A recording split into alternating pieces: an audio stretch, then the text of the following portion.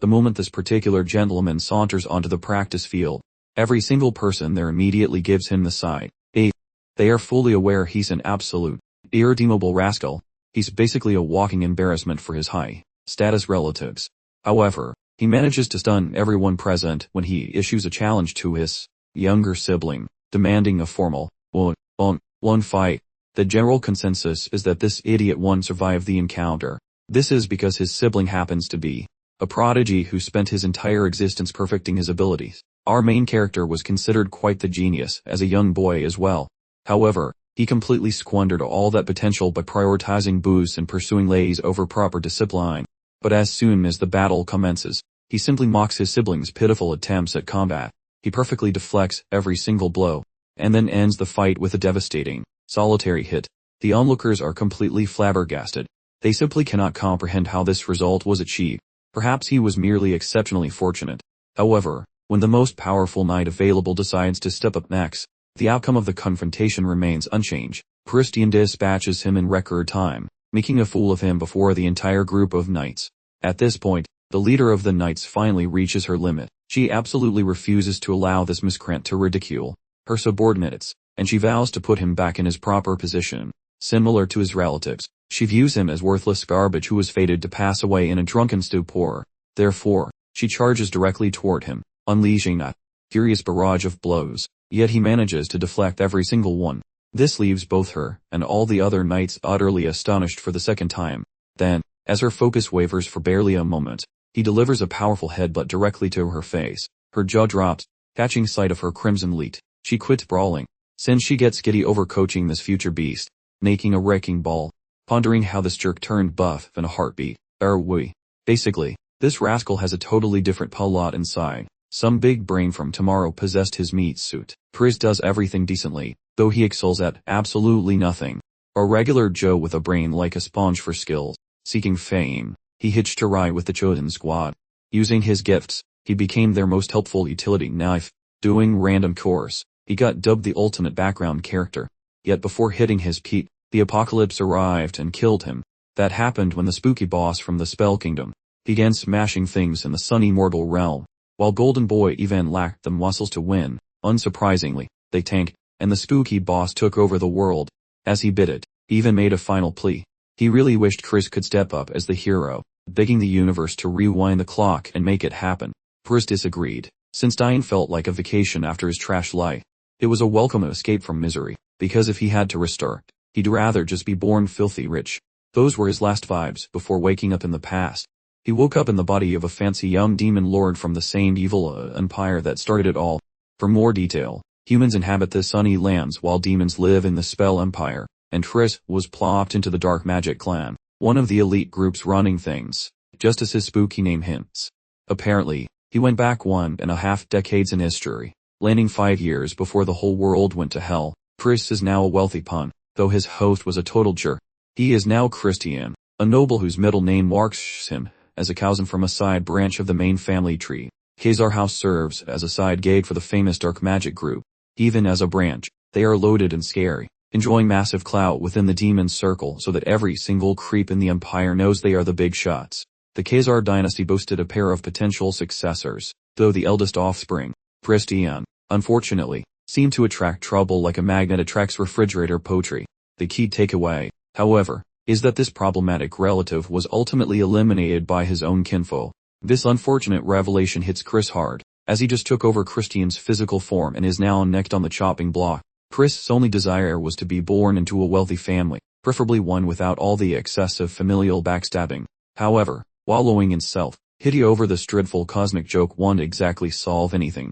Therefore, he must figure out how to evade his demise, especially since he has a ticking clock of 2 years until Christian's expiration date. The fact that he was oft inside Count Khazar's mansion, a place obsessed with upholding its reputation, strongly implies Christian was a total train wreck who needed to be removed to protect the lineage's good name. Chris decides that adopting a pleasant personality and maintaining a low-key existence might just allow him to sidestep this fatal predicament. Assuming the death thing is now mostly settled, Chris begins daydreaming about enjoying a life of luxury, fully utilizing his newly acquired fortune. Unfortunately, his fantasies come to an abrupt halt when he recalls the impending age of global devastation on the horizon. The infamous Demon King of Carnage initiated the conflict with the sole purpose of sacrificing mankind to fulfill the prophecies of Ragnarok. Before anyone fully grasped the situation, it was too late, and both the realm of light and the magic empire suffered tragic collapses because of the Demon King's greedy ambition. If Chris truly intends to stick around, he absolutely must devise a strategy to halt this incoming cataclysm. The Demon King of Carnage is strong enough by himself, but he also commands a massive legion of devoted monsters from the magic empire. The sole method for Chris to put an end to this widespread chaos is to surpass the power level of the Demon King of Carnage. The ultimate plan to achieve this involves becoming the Demon Emperor himself, thus reaching the absolute zenith of the magic empire. He has roughly half a decade before the destruction starts, giving him ample time to finalize his grand scheme. If successful, the entire magic empire will undoubtedly fall under his control, and soon after, we next find Christian being lectured by his father for daring to exit his quarters, even though he was explicitly forbidden from doing so. The family patriarch was furious that Chris had the audacity to show his face without sufficiently atoning for the recent humiliating catastrophe he instigated. Count Khazar delivers a final ultimatum, stating that another instance of disobedience will result in his execution, leaving Chris physically shaking from the terrifying, oppressive atmosphere radiating from the Count. He ultimately offers a heartfelt apology for all the previous misconduct, hoping to repair his connection with Count Khazar and erase the terrible reputation Christian had built. This reconciliation is vital for his future ambitions, so he persists in apologizing, attempting to change the Count's mind, but it appears a simple apology won't suffice, given the extensive history of mischief Christian created. At the same time, Chris struggles to understand precisely what Christian did to completely erode his father's trust. As the list of previous misdemeanors is so long, he can identify the most relevant transgression. He then reminds his father of the partial memory loss he experienced recently, claiming he cannot recall the exact incident that caused the Count to lose all faith in him. He continues by stating that in his attempts to regain his memory, he reflected on his past behavior and recognized how terrible he had been, fully admitting responsibility for harming his father's standing. Despite all these efforts, the Count remains skeptical, mainly because he's heard these exact apologies and justifications countless times already. Realizing he must try a more drastic approach, Chris requests to be confined in the punishment cave for a full month, hoping this extreme sacrifice will demonstrate his genuine transformation. To clarify, the punishment cave is specifically designed to imprison high-ranking Finns, a place where all sources of light are blocked, effectively neutralizing the captive's five senses. It usually takes less than a week for a prisoner's brain to liquefy, turning them into a complete nutcase. Khazar assumes the kid won't survive until lunch, though Chris already calculated every potential catastrophe. However, this remains the solitary path to gaining the old man's respect. Hence he takes the gamble. That Khazar, having watched the boy deliver nothing but empty words for years, feels rather suspicious. Past efforts at being useful always resulted in a massive, fiery catastrophe. Nevertheless, the old man chooses to indulge the brat by granting him a final opportunity to change.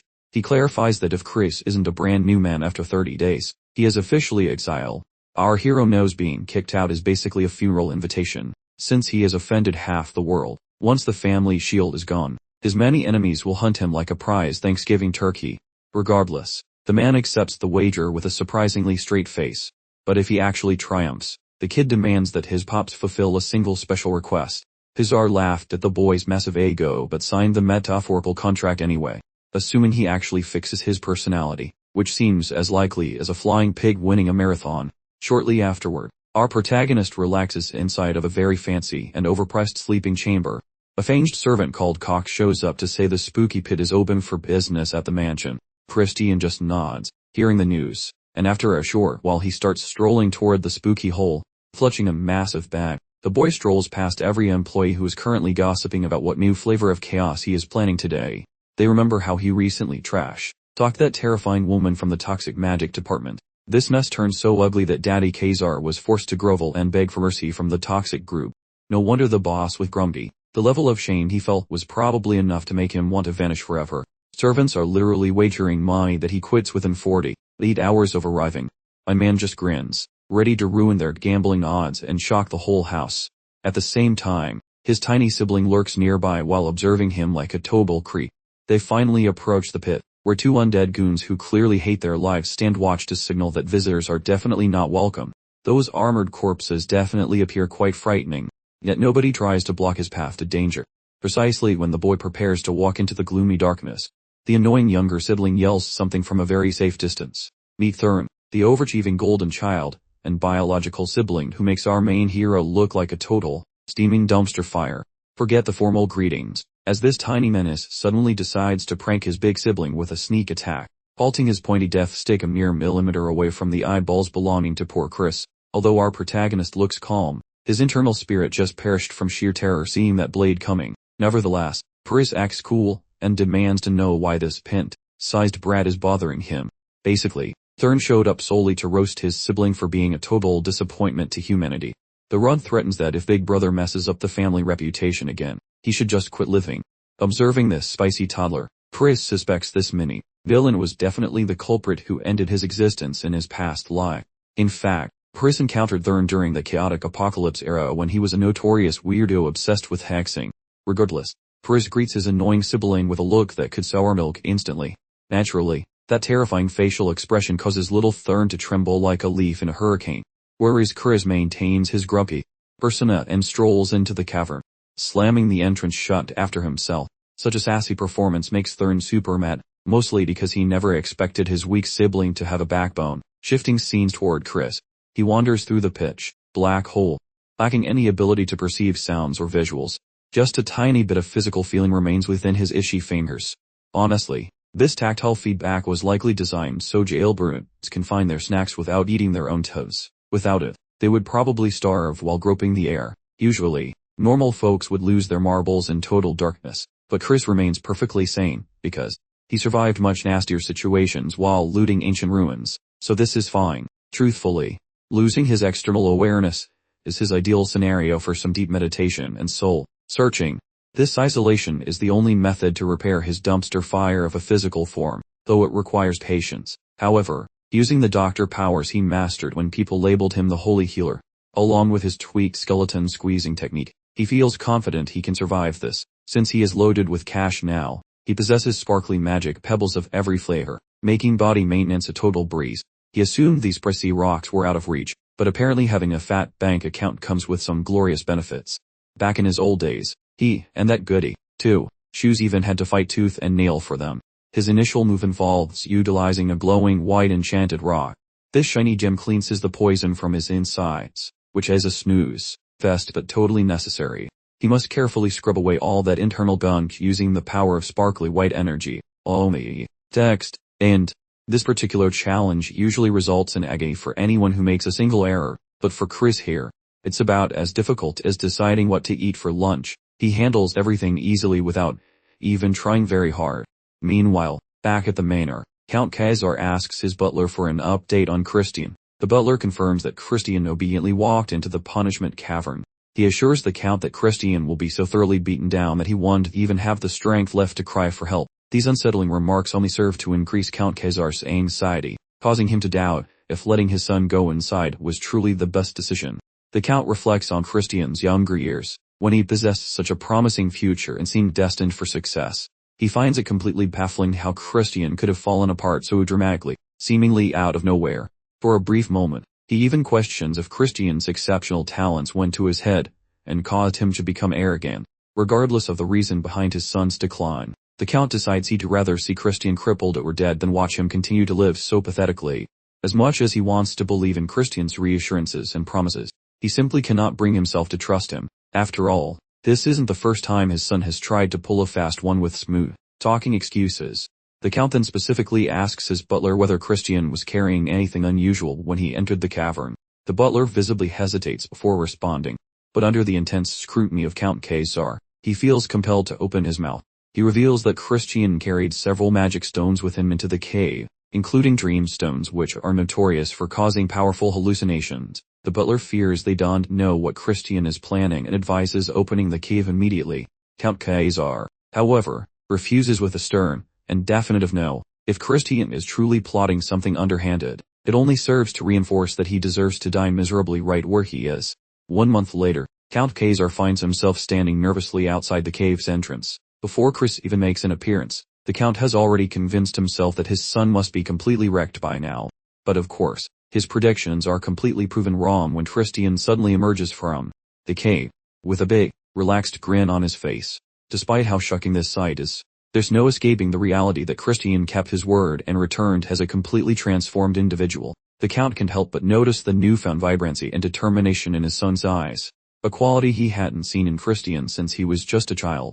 While the change is admirable, Count Khazar refuses to lighten up immediately. He firmly believes that this single accomplishment isn't nearly enough to convince him that his son has genuinely changed for good. Christian, however, isn't backing down. He makes it clear that he will just keep working even harder if that's what it takes to earn his father's trust. Christian assumes his father believes he barely endured the ordeal, but nothing could be further from the truth. In fact, Christian was so busy training that he never once got bored. His first priority was optimizing his body to master swordplay.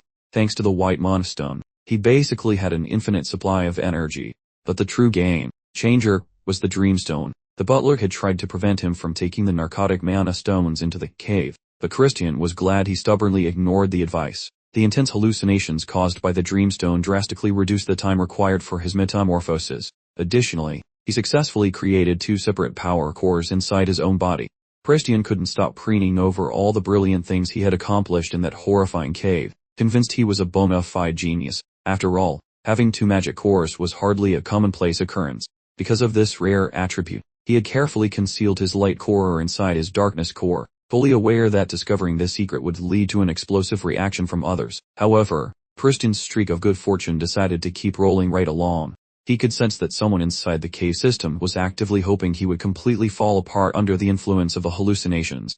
But Christian simply used that malicious intent as fuel to propel himself to even greater achievements. Now back in the real world, Christian decided it was time to collect on that promise of a favor his father had made him. He formally requested permission to use the prestigious Black Swamp Knights training grounds for practice. Unsurprisingly, Count Khazar's face immediately twisted with irritation at such a presumptuous and totally reckless demand. As far as the Count was concerned, a useless slacker like Christian had absolutely no business near that place, given that the Black Swamp Knights were one of the 3 elite orders supporting the Dark Magic clan. The training area was strictly reserved for the most accomplished knights to demonstrate their superior skills. Yet Christian remained completely unfazed, explaining that he only wanted to borrow the grounds, not actually join their ranks, claiming that observing their bravery would be a positive influence on his character. After a moment of heavy thought, Count Khazar grudgingly agreed, though he issued a very stern warning. If Christian disgraced himself in front of the knights, he would face death, a condition Christian readily accepted. Before his father could make a clean getaway, Christian quickly tacked on another request for a favor. Later, Christian arrived at the training grounds, as planned. While he was simply minding his own business, a few knights standing nearby started murmuring amongst themselves, immediately recognizing him as the notoriously useless young master. The knights didn't bother to hide their disdain for the Count's son, which spoke volumes about the empire where strength far outweighed social status. Christian, however, had a second reason for visiting the Black Swamp Knights. He wanted access to their library. His father had informed him that he could only enter the library once he had secured a letter of recommendation from Deputy Commander Melon, and only then would the key be granted. The library, you see, contained all the Khazar household's dark magic grimoires, which Chris absolutely needed to master dark magic.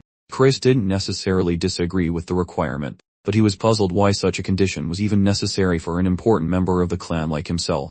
His father reminded him of a small incident where Christian had tried to auction off the advanced grimoires on the black market. Chris started to realize that the life his past self had led definitely earned the title of good for nothing. Consequently, securing that recommendation from the deputy commander became Chris's immediate #1 priority.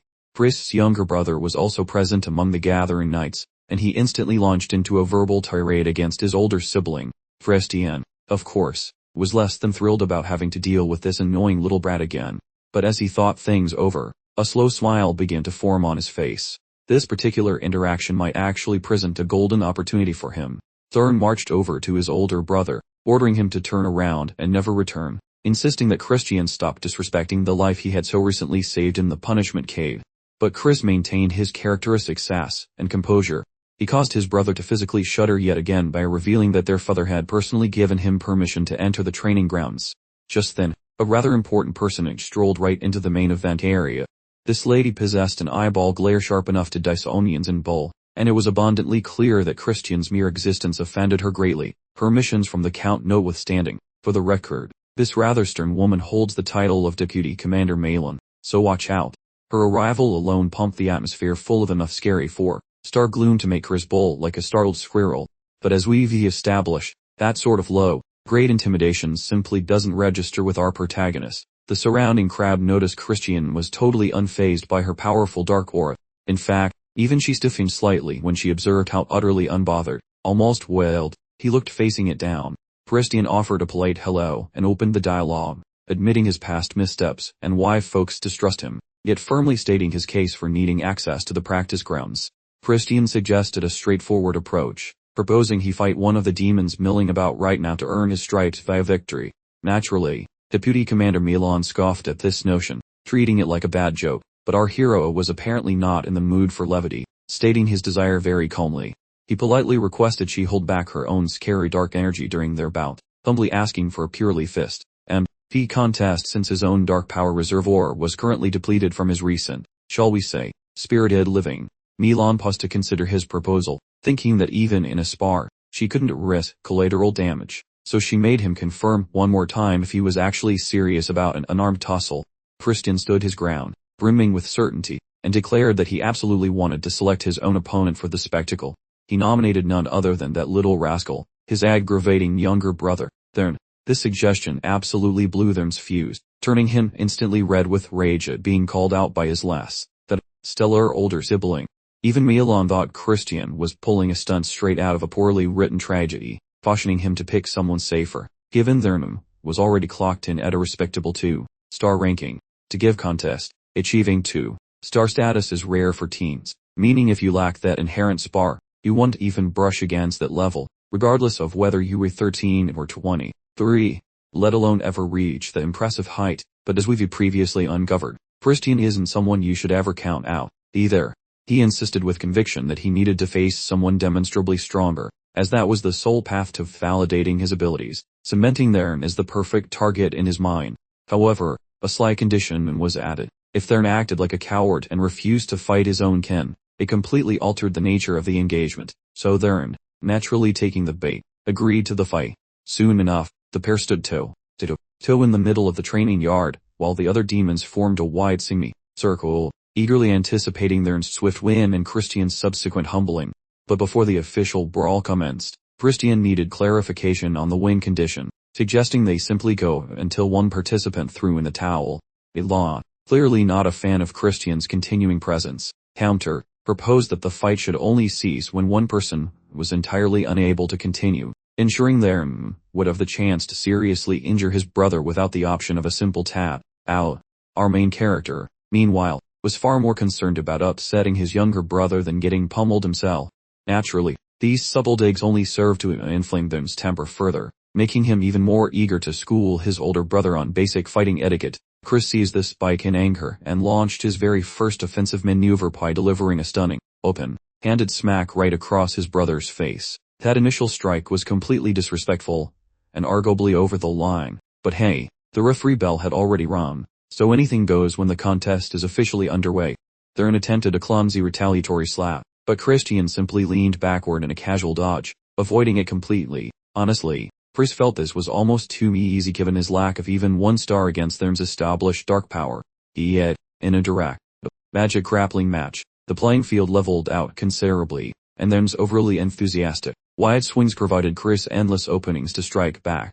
And strike back he did, planting a sharp, unexpected knee directly into Thurn's midsection, the current advantage stemming entirely from the battle knowledge Chris had banked during his previous existence. Furthermore, simply counting the proficiency he gained in the light base trial cave already puts his actual power ranking at the 3-star echelon. To be blunt, the little punk brother is toast because Thurn looks like he collided with a speeding freight train, and the crowd watching is totally stunned by the view. Meanwhile, Chris starts tossing out insults to annoy his sibling, and his silly jokes are definitely doing the trick. Deep down, he is having the time of his life watching that annoying kid struggle so hard. Thurn, however, feels absolutely certain that Christian is using some kind of secret, shady cheat code. Christian explains that no cheats exist here. It is just that Thurn is basically a soggy noodle. That comment really stings, making Thurn feel the burn. While Chris keeps up his silly roasting session, Thurn finally hits his breaking point. He clenches his fists, scary shadows leaking out of him in a creepy way, and throws a punch. Chris sidesteps that incoming blow without any trouble, but the kid keeps throwing a frantic swarm of fists, which fail to even touch our guy. At last, Priz deflects a desperate fist, and once he shuts down the gloomy magic energy, the guy delivers a massive smackdown right then. Just one thud makes Thurn spit some red juice and fall over like a sack of potatoes. Folks watching begin to spread some rumors, believing that Thurn simply slipped or did not want to pummel his loser sibling, because the idea of him losing to a bun is total nonsense. However, Deputy Melon sees the truth of the situation, and the reality is making her brain melt with pure shock. Priz, meanwhile, asks Melon if he has done enough yet, or if he needs to smack someone else around. Melon, still catching her breath, agrees that he has definitely shown everyone his true power. Hearing that is like a catchy tune to Christian, so he prepares to launch his next big prank. Afterwards, lounging around his private suite, Priz thinks about how he finally reached rank 1 in spooky magic, though cleaning up the messy energy leftovers from the original soul took a lot of work. It was a slow grind, and using holy lights simultaneously will require him to level up way more first. Out of nowhere, the hired help, Mary, pops up when he calls, though she is actually a top-tier scary ghostly. Our hero feels quite weirded out that they hired a literal ghost to clean his room. He is so creeped out that he thinks about asking the Count for a normal human replacement. Anyway, he tells her to go find some juice, planning to hydrate before starting his gym session. Mary says okay but asks if he wants the drink made of human blood, because apparently plasma is the tastiest beverage. That lady keeps pushing her weird vampire nectar, but Christian, who thinks she is absolutely bonkers, just craves a normal fruity drink. Slightly later, just as Chris prepares to head out for some sweaty exercise, the servant yells from the rear, begging him to stay home for once, and this fellow is worried the boy might pop a vein, yet he beams with joy seeing the loser actually try for a change, since he always knew the kid was not a total disaster. Priz, on the other hand, detects the pungent aroma of fake sincerity from the old guy. He gives the man a look that could melt steel, wanting zero praise from some bottom-tier staff member. The sad worker immediately says sorry, realizing he should probably mind his own business and stop hovering. After that awkward talk, the fellow retreats, though he still offers a polite goodbye before vanishing. Our hero senses a major rat in the room, but he cannot quite identify why the dude smells so fishy. Eventually, while Christian strolls across the dusty estate lawns, he spots the locals looking at him like lost puppies instead of the usual trash, so he realizes it is the perfect time to manipulate their hearts, because you should always smash things while the metal is glowing. After dropping his heavy luggage, he starts flailing his blade around, and some ugly monster spots this rhythmic dance and rushes straight to Boss Lady Melon to snitch on him immediately. He blabbers about how the pampered brat has returned to the arena to play soldier once more. Hearing news, Officer Melon gets serious, her brain tickled by the boy's odd behavior. She remembers his sleek moves during the fight with Thurn, which were suspiciously perfect, so she is dying to know what kind of prank the kid is pulling now. The thing making her sweat is how he deleted his sibling's spooky magic right on time, which proves the crafty little guy was pulling all the strings from the very first second of the brawl. If that is true, he could potentially outshine the big boss Lord Ashud, who is the fancy chosen child of that jerk who lost his shadow power because he partied way too much. There is zero chance he can jump over the massive wall of strength separating him from that elite noble guy. Melon wanders out, pretending she does not see the kid. Once she actually arrives, she sees that Chris has already folded his rival, Hanan, like a cheap lawn chair. The crowd is losing their minds, because he crushed a ranked warrior, and it makes no sense that this absolute clown has actually gained a single level of power. Even the cold commander finds herself gawking like a fan. Briss, meanwhile, feels let down by how pathetic these legendary swamp soldiers are, as not a single person can give him a decent workout, and he questions if anyone in this dump actually knows how to punch. Obviously, the monsters who heard his insults get really cranky, as they do not appreciate him talking smack about their squad. A huge beast named Torrent stomps out to challenge the boy. Watching this unfold, Prius just waves the giant dummy over, as he is secretly having a blast, because these idiots are walking right into his clever scheme. Torrent, thirsty for a beatdown, whips his blade around with aggressive energy.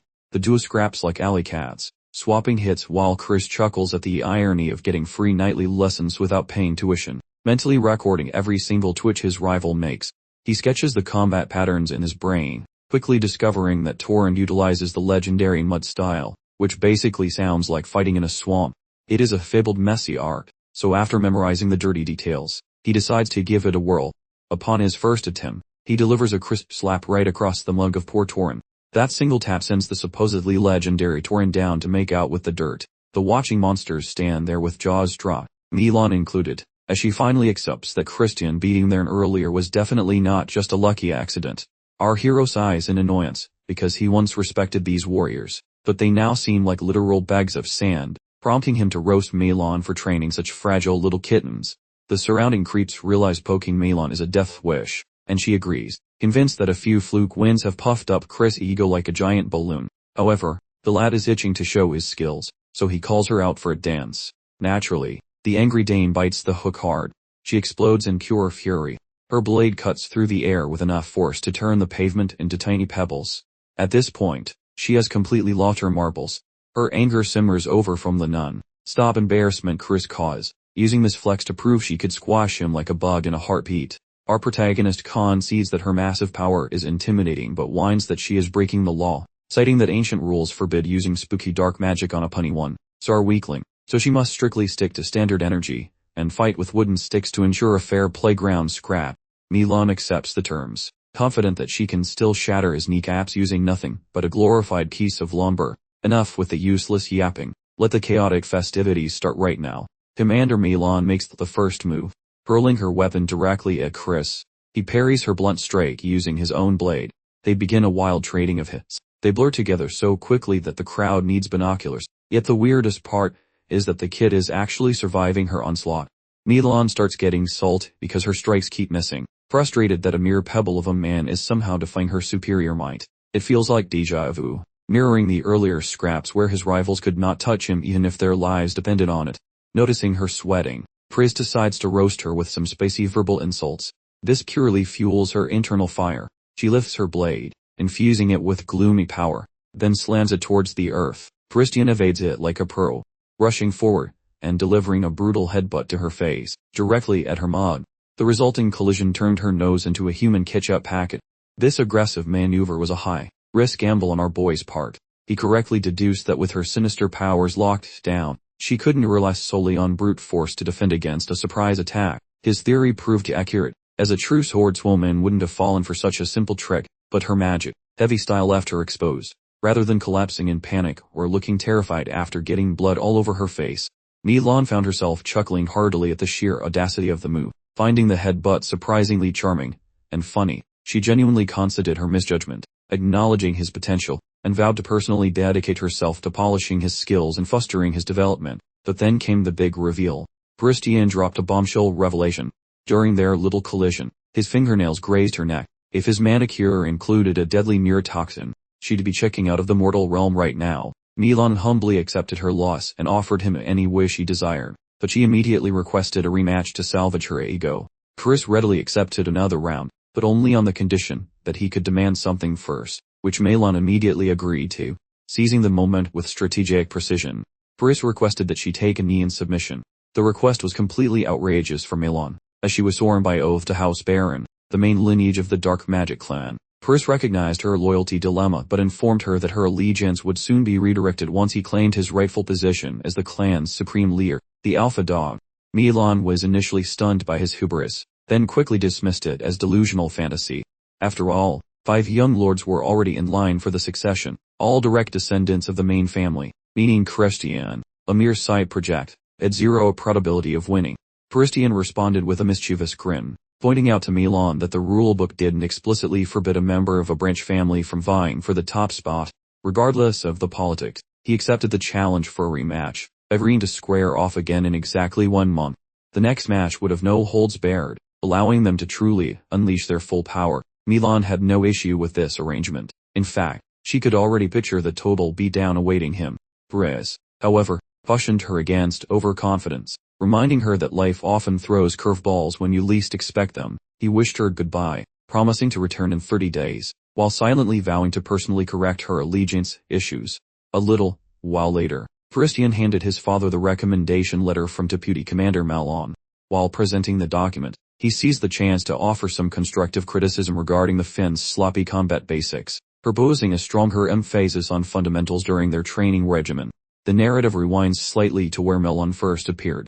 After facing Christian in combat, she recounted every detail of his development to his father, explaining how he casually dispatched foes with seemingly superior foundations despite his low star ranking. Even she, Melon, was humbled by his surprising proficiency, admitting she enjoyed the match, though the loss itself was a bit unexpected. Back in the present, the Count maintained an intense gaze upon his son, taking a lengthy, quiet moment to confirm that the person in front of him wasn't an imposter, but truly Christian. Eventually, he reached out his hand, giving Christian the long, sought library key, marking the end of the meeting. Christian experienced a swell of satisfaction, while grasping the key, realizing he hadn't just secured access to the library, but had also gained Melon's complete trust. It's worth noting that Melon, a Finn from the main branch of the Dark Magic clan, once held the prestigious rank of 6-star High Finn during the devastating Age of Destruction. Should our protagonist desire seizing absolute authority over the Wick sorcery group, the fellow certainly necessitates having that lady backing his secret agenda. The boy has not fully convinced the dame yet, though he feels positive that 4 weeks provides ample opportunity to win her heart. While strolling away, radiating pride regarding his recent string of clever accomplishments, the lad recalls Lord Kaiser appearing both utterly baffled and remarkably satisfied with the situation. Pris recognizes that even hellish monsters possess family bonds, noting that the Count acts as a significantly superior guardian than the trashy parent from his previous life. For such a reason, the youth swears a silent oath to make his demonic daddy truly boastful. Stepping inside the massive archive, Pris identifies numerous spellbooks prohibited by the Holy Kingdom, including blood manipulation, phantom summoning, and nasty hexing tutorials among the collection. The guy yanks a singular volume from the wooden ledge, yet exactly during the act, his ghostly domestic helper materializes instantly, scaring his soul out, prompting him to wonder why she is currently haunting that specific spot. She mentions having previously served as the head bookkeeper within those very walls before her demise. She further confesses having a massive crush on Chris, who does not share those romantic vibes, yet she continues flirting with him anyway, which makes him feel quite awkward. However, on a more serious note, she observes that the dark manual he selected is a prestigious 4-star occult text titled The Binding Seal, and she remains skeptical about his ability to actually understand the complex instructions. Christian, expanding his ribcage, boldly proclaims himself to be a legitimate mastermind. Marie, clearly doubting his obvious lies, nevertheless puts on a fake smile and cheers for him, then inquires why he specifically picked out that particular manual, and he vaguely explains that he is merely attempting to trap a sneaky pest. Suspense lingers in the atmosphere as the view shifts to Chris performing his routine workouts alongside the other demon recruits. He ponders which losers might be the traitors he seeks, starting with his sibling Thern, who loathes him more than any other resident in the manor. Another suspect is Cox, the servant who lacks clan blood but roams the torture pits, which is odd because demons value strength over status, making his interest in a weakling illogical. Perhaps some shadowy boss is manipulating the butler to ruin him, especially since the man gave him a sleep pebble before the dungeon, which was basically a death warrant, to catch the snitches. Chris decides to impersonate the massive failure his enemies desire, hoping that watching him destroy his life will lure the culprits into the open. The youth suddenly halts his physical drills, throwing a huge fit about how every single task is becoming too tiresome to continue. He abandons his training for the day, opting to go take a nap instead. This rapid behavioral shift catches the crowd completely off guard, which is exactly the result he intended to achieve. Afterward, sitting at the meal spread with his old man, Christian's state is a dramatic public meltdown. The old man, fuming like a broken tip-off, regrets ever believing the genetic disappointment could actually improve. Drowning in pure regret, he exits the room. Observing the grumpy nobleman mope, Chris experiences minor guilt, yet he realizes this circus act saves the clan. He puts in overtime planting juicy gossip about his sudden relapse into being a complete royal pain, like teasing the janitorial crew, and setting fire to his inheritance for fun. However, whenever he craves liquid courage, the private assistant constantly prepares vintage bottles containing zero actual liquor. Chris begs for the hard stuff, since pretending to be hammered is essential for trapping a sneaky snitch. He prays the masterminds assume he has reverted to the useless pile of trash they previously enjoyed. Next, he displays his total dominance over the mystical entrapment sigils, which even pranks his faithful servant, who stands frozen seeing him wield such power, while Chris starts yapping about being a total prodigy, exactly as he always promised. He clarifies that while he was busy being a menace to society, he was actually hitting the books to learn every hex in the manual. Right before his victory dance, his sibling Thern barges into the bedroom without even knocking. Instantly, the young master flips cerebral toggle to become a stumbling mess, fully committing to the part of a wasted failure. Thern glares with pure rage, now totally certain that his sibling is still the same old walking disaster. Seeing this sibling explode with genuine fury tells Chris that the boy is definitely not part of the evil conspiracy. Since his brother is not a suspect, Chris explains the situation. mentioning a disgusting mole hiding inside the manor. Chris intends to act like a total moron for a while, giving the villain exactly what they expect so he can spot them. To prove his point, he shoves the glass under their nose, letting him sniff the evidence that it's just fruity water, designed exclusively to uphold his ridiculous mask of idiocy. Although the young master remains puzzled regarding the snitch's true identity, he feels sure he is baiting them into view. A servant rushes in when glass breaks, so Chris acts wasted, yelling for the help to tell the butler the juice is wrong. The staff member bows and begs for mercy, explaining that the head butler Cox is tied up with other tasks. Chris, swaying like a pirate on a stormy sea, goes to find the butler, while his brother watches the Oscar-worthy performance of a lifetime in total shock. When Christian eventually encounters Cox, the young lord intentionally inverted the glass container over the servant's cranium, soaking his clothes in liquid. He yells that the butler is playing games with the drinks. Fox says sorry and promises the right bottle arrives fast. The young lord, regardless, stubbornly maintains he shall personally collect the object. Fox attempts to stay chilled, clarifying he has bigger fish to fry, and hints the booze could arrive another time. Yet the boy keeps pestering, aiming to ignite some anger within the butler. Finally, that servant exits for the purpose of grabbing vintage, leaving our protagonist stunned by such a jerk's level regarding tolerance. While the servant hides his feelings, our hero senses the intense hatred leaking out of the guy. Once left solitary, the boy starts snooping through those files which the employee was getting ready. While reviewing the records, a massive grin covers his mug upon realizing how the servant was actually stealing heaps of money. Should Cox prove a traitor, everything makes sense why the man was fiddling with the ledgers. Although there exists zero solid evidence so far proving he represents that specific mole. Before long, the servant comes back holding the right vintage. Chris, performing a part, grabs the beverage while pondering whether that staff member feels hostility regarding his snarky conduct, though that worker seems incredibly gleeful about the chance to aid his youthful employer. Upon leaving, the butler mentions how a few of Chris' pals hope to congregate at their private hangout location. Naturally, our protagonist has absolutely zero clue who these supposed pals might be. The butler advises staying away, stating they are nothing but bad news.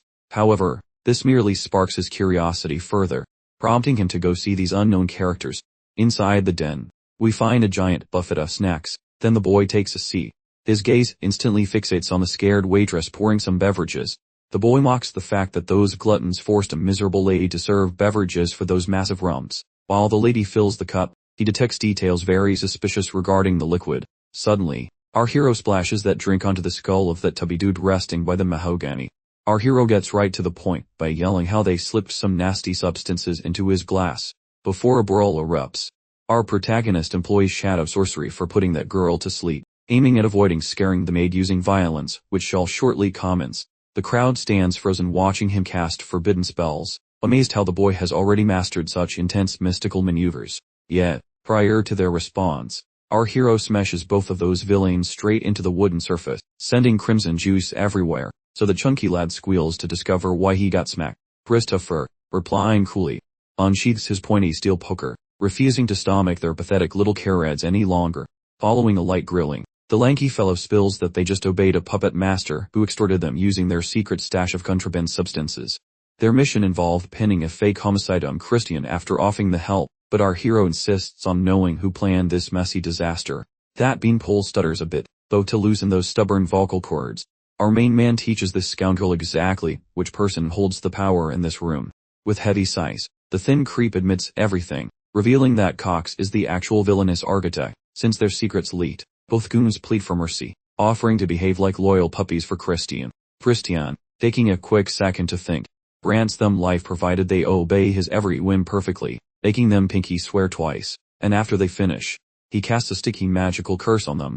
Thumb warning, Cox sprints toward Count Khazar, shrieking how Christian went on a wild killing spree. That butler alleges intoxicated Christian, terminated the lady bringing his booze, then chucked her remains into the flowing water like yesterday's trash.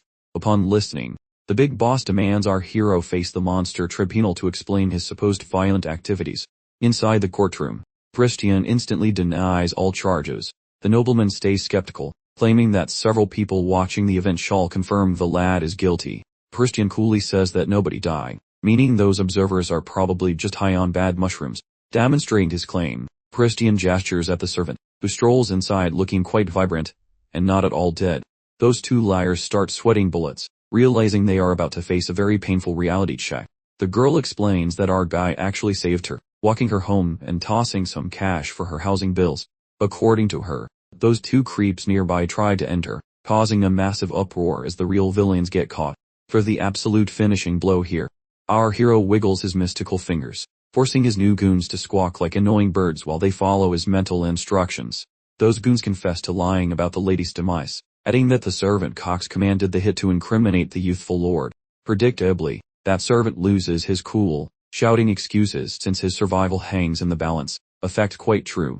Chris anticipated this clown acting out his predictable circus routine, so the kid had previously concocted a clever backup plan. He petitions his old man for a temporary power of attorney to grill Butler Cox with a particularly spicy inquiry. He vows this single riddle shall expose who is truly pure and who is just diluted trash. Pops agrees and shoves Cox into the hot seat to defend his honor, although he sternly cautions the boy that any silly abuse of his new powers will result in an immediate revocation of his license to judge. As Chris steps onto the high platform of judgment, he begins interrogating the servant using his borrowed executive permissions. Initially, he demands that the guilty party take a solemn oath to keep things strictly factual. Cox naturally pledges his honesty twice over since he lacks better options, but as soon as he finishes his second oath, the protagonist proceeds to slap a binding seal padlock on the butler's vocal cords. The spectators collectively drop their jaws in shock, seeing a tiny toddler wielding four-star dark arts like a seasoned villain. As a brief aside, the boy modified this specific curse, though it functions at a lower star rank, provided he gets the target to offer a double oath. This explains the double oath routine he pulled on the previous thugs before turning their minds into scrambled eggs. With the trap set, he asks this insufferable tool why he paid goons to spread rumors about him. The magic starts nibbling on Cox's brain when he hesitates to answer, though he tries to play tough for a few seconds, but the agony forces him to admit he was just a puppet for another master. His mysterious handler blackmailed him over some creative accounting, leaving the poor butler with zero room to negotiate. Prior to squeezing out more secrets, the boy wants him to verify if they are discussing the massive embezzlement scheme he ran behind the boss's back.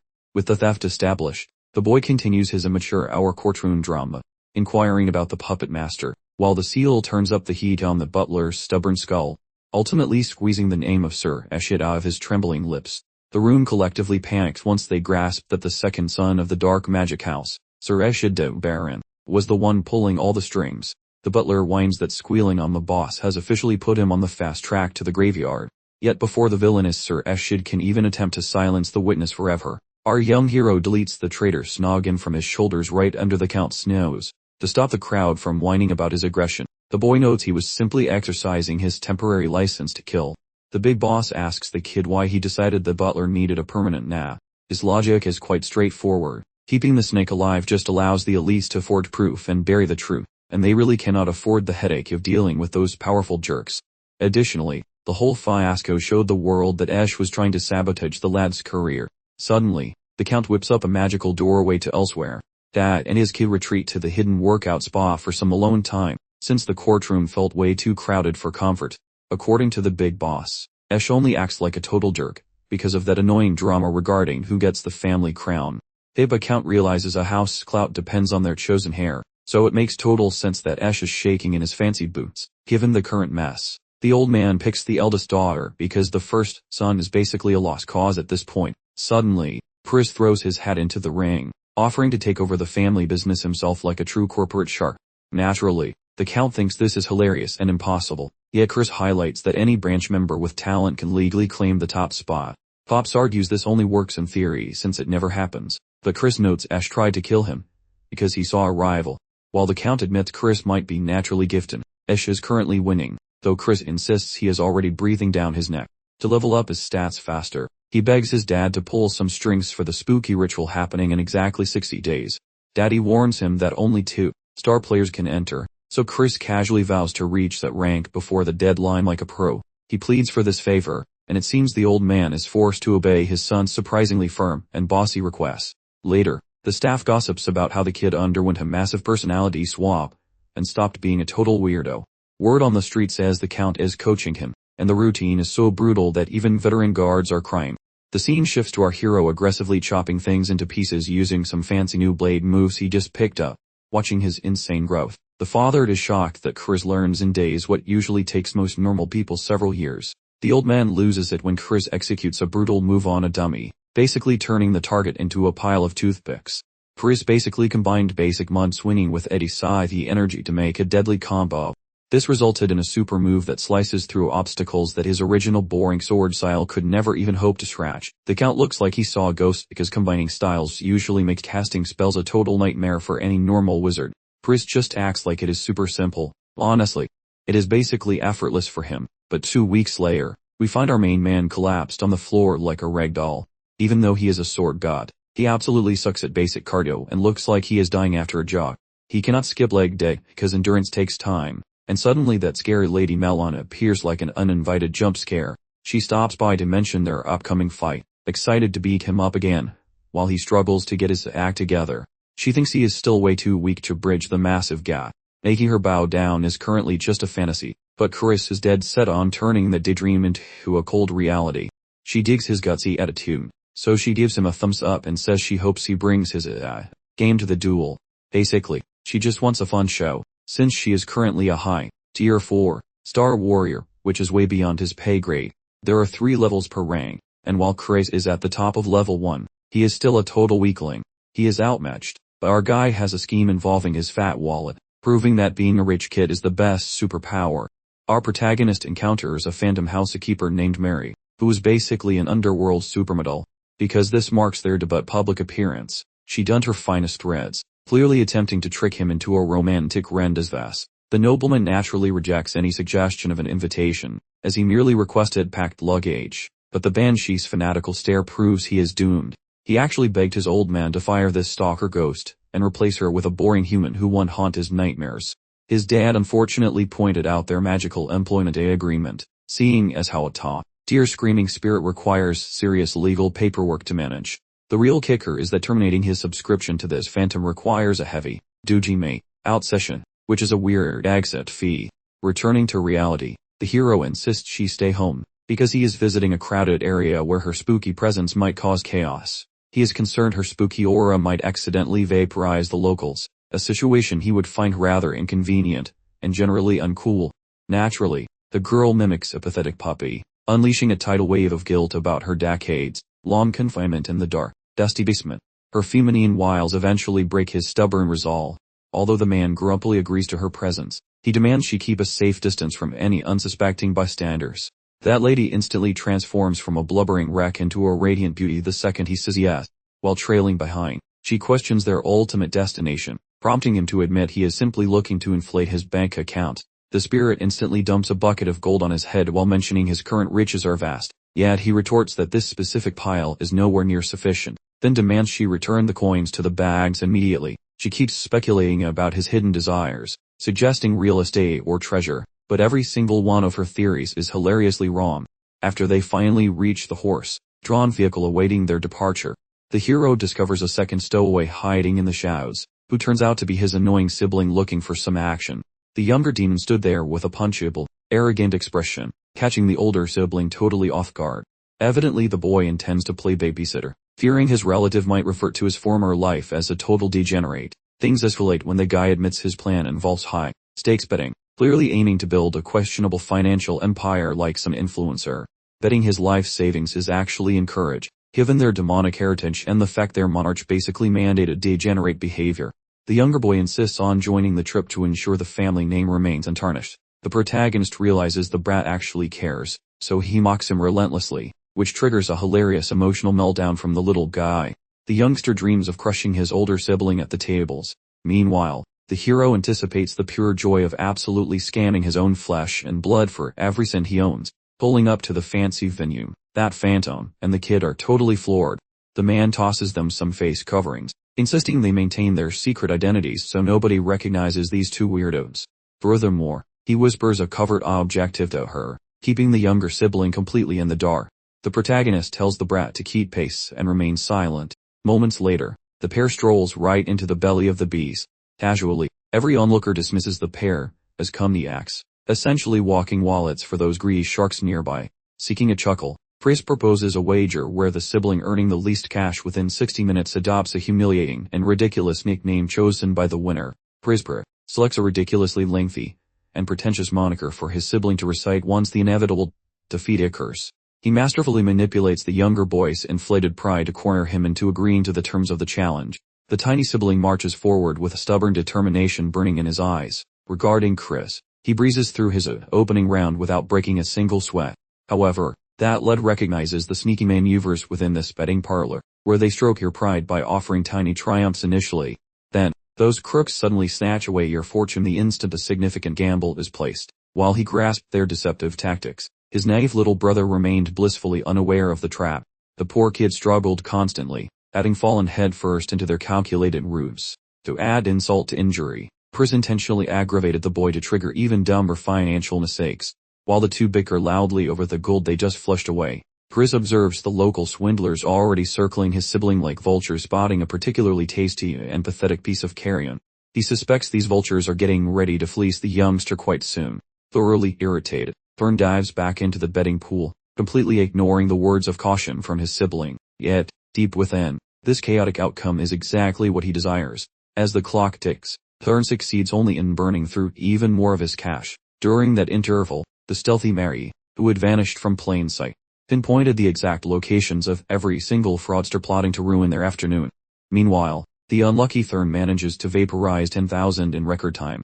Once the betting madness concludes, Chris heads off to have a friendly chat with a specific local trader. The household staff look absolutely dumbfounded by his abrupt and unannounced arrival, promptly demanding that the servants fetch their employer without any further useless chatter or annoying delays.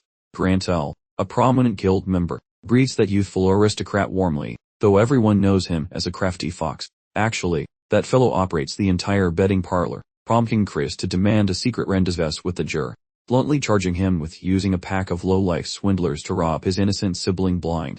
Offering a pathetic excuse, that trader claims zero responsibility regarding those employees since he simply provides the gaming venue. However, Mary intervenes, ensuring the fellow feels like his life expectancy just plummeted towards zero. Promptly hitting the floor, the man begs forgiveness while promising to repay every cent plus extra for all the trouble.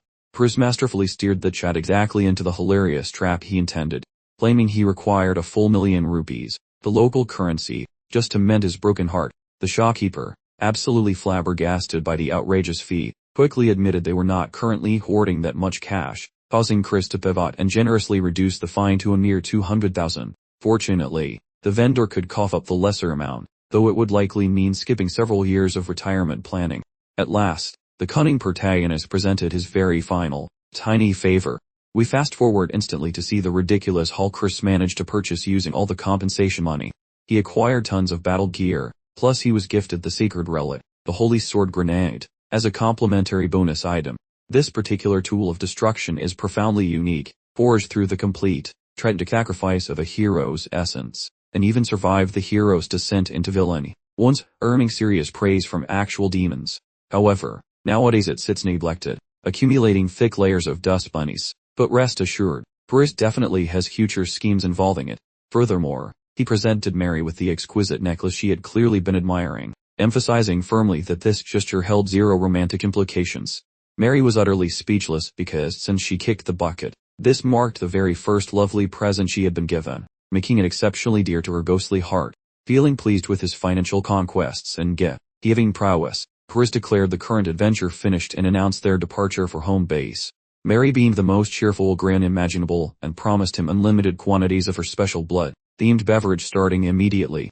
This certainly sounded bizarre until she explained that the sweet strawberry nectar he had happily guzzled for weeks already included a secret splash, leading the poor fellow to desperately pray this was merely a wicked prank. At the same moment, Chris suddenly remembered he had completely overlooked something crucial, or perhaps, some specific person. It turned out to be Theron, who had been mugged so thoroughly he was left clinging to a single, lonely rupee coin in his bank account. Theron let out a tremendous, ear-splitting bellow directed at his sibling for having completely checked out and abandoned him while taking a lengthy nap. This poor soul had been perilously close to being auctioned off into servitude, saved only by the sheer coincidence of being recognized by an acquaintance. The recently slumbering brother casually pointed out that Theron needed to utilize a more appropriate title when addressing him, since the younger one had officially lost a binding wager and must now face the hilarious repercussions. Unspeakable terror gripped Theron's spirit as the realization dawned that he was forever obligated to call his infuriating older relative, Honorable King Emperor Majesty Big Brother, or face certain doom. With immense difficulty and profound shame, He tentatively attempted to enunciate the lengthy moniker. The victim painfully swallowed the intense humiliation while Chris sat back and thoroughly enjoyed this delightful session of brotherly torment. Chris cheerfully commanded him to maintain the required level of supreme deference in every interaction moving forward, then spun around ready to bolt, swearing a blood oath that he would reverse this cruel joke and make his tormentor regret everything, though frankly, that revenge date seems permanently booked for never. In a moment of clarity, the mischievous Chris understood that his own unavoidable demise would be delivered by this specific juvenile, and he recognized that the contemptible jerk Ash was definitely plotting this precise ending. Being the progeny of Langfam, the current temporary head honcho of their sinister sorcery family, Ash was loudly praised throughout the organization as the absolute leading successor. Since Chris is currently just renting this body and not actually the original person, if he claims the heir title, a fatal clash with Ash becomes a statistical certainty, and armed with knowledge of his future predicament, Chris is absolutely determined to launch preemptive retaliation. But before starting any dramatic feud, his immediate concern is securing the complete, unwavering loyalty of someone named Meilon.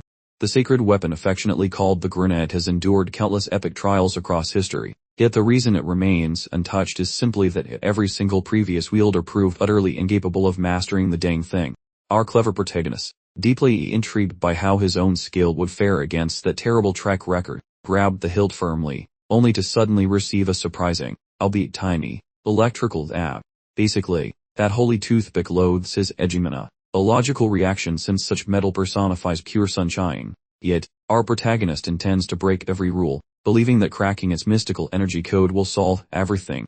So that lad starts swallowing on the metal. Sensing his efforts are actually working, Chris displays his resolve, shouting he has endless time to bully this weapon into submission, while the hilarious part is the blade itself starts shaking in terror at his words. Days later, the boy visited the training grounds to find his father. Unexpectedly, a recognizable lady appears right in front of him. As the truth finally clicks, that female specifically leads the dark mercenary squad, being a lovely yet harsh officer known as Marion. She possesses a massive background, being the patriarch's daughter and the dark sorcery master, plus she serves as the elder sister to his father and Langham, while handling bodyguard duties and secret missions for the family. Essentially, he was staring at the most lethal lady among those elite spellcasters, though he mostly wondered why she was visiting today. Lord Khazar details her goal, noting she feels bothered by the Cox incident, and believes Chris behaved recklessly when killing the fellow. Sensing her possible link to Eshid, the boy gets anxious, jokingly mentioning how strange it seems for a major celebrity to manage small, time problems. Responding to his guts, the lady explains she didn't come for the dead guy on orders. She specifically came to see the boy. Upon listening, the lad calculates he might have found a lucky break to eventually impress the big elder chief, but Marion disagrees, thinking it is cocky for a week too. Starscrub to square off against that monster Milan. The lady actually proposes canceling the entire duel, yet the youngster won't quit, showing off his dominance of that blade grenade, which leaves her completely floored. She never anticipated that this child would be such a chaotic menace, and she literally screams at her sibling for spreading falsehoods. Since the kid wants to wield a sacred tool during the fight, he mocks her, wondering if such gear is forbidden, particularly as his sole focus is winning regardless of the tactics used. Marion notes that even the massive clan patriarch failed to tame Grenade, thus a small fry like Chris only invites disaster by acting cocky. Nevertheless, Chris wants to bruise her ego and whips out the sword, proving he has that holy toothpick on a very tight leash. Initially, Marion suspects some cheap magic trick or that the weapon is counterfeit. However, once her fingers touch that metal, the surface scorches her skin instantly, making her drop the glowing stick immediately. The lady remains shocked that the boy handles the burning tool, while suffering no injury. The boy keeps his primary secret hidden, though he certainly shares a single clue. Achieving miracles comes easily when your mind functions on a godlike level. That bold talk actually made his old man look very impressed, but their focus snaps when Milan crashes the party like she owns the place. It shocks her that the boy successfully trained that wild weapon. Yet the girl claims the results stay fixed, promising to turn his current day into a finality. Violence erupts as she takes a massive swipe, forcing the kid into a protective shell. Without any safety switches, her velocity and power reach truly terrifying heights. The boy's swagger begins dipping slightly while their metal sings a violent duet. Because that grenade weapon holds holy light, it ruins her sword's edgy minute. Yet more shocking is how the lad dances around, while swinging, somehow bullying the girl backward, which leaves the noble father wondering if he is currently hallucinating this reality. Shark-eyed Marion starts dissecting exactly how the boy's strikes actually were. He constantly tweaks the hellish mana to avoid getting roasted by his own divine weapon. Retreating from the intense brawl, Milan asks whether the brat was attempting to read her mind mid-swing. He jokingly bragged about having vision like a high-definition hawk. The lad realized that swordplay needs a specific starting pose before any real damage occurs. Like how a vertical chop needs high arms, meaning those shoulders spill all the secrets. That reality remains the same for both legendary warriors and total scrubs. That girl goes full throttle and surprises the boy with a unique strategy. She flings a weird sticky curse that traps the target right in his tracks. While he countered her steal, the woman notes she also has a degree in wizardry. But that magic trick barely annoyed him, as the youngster neutralized that hex using divine tools, thanking his father for such top-tier loot.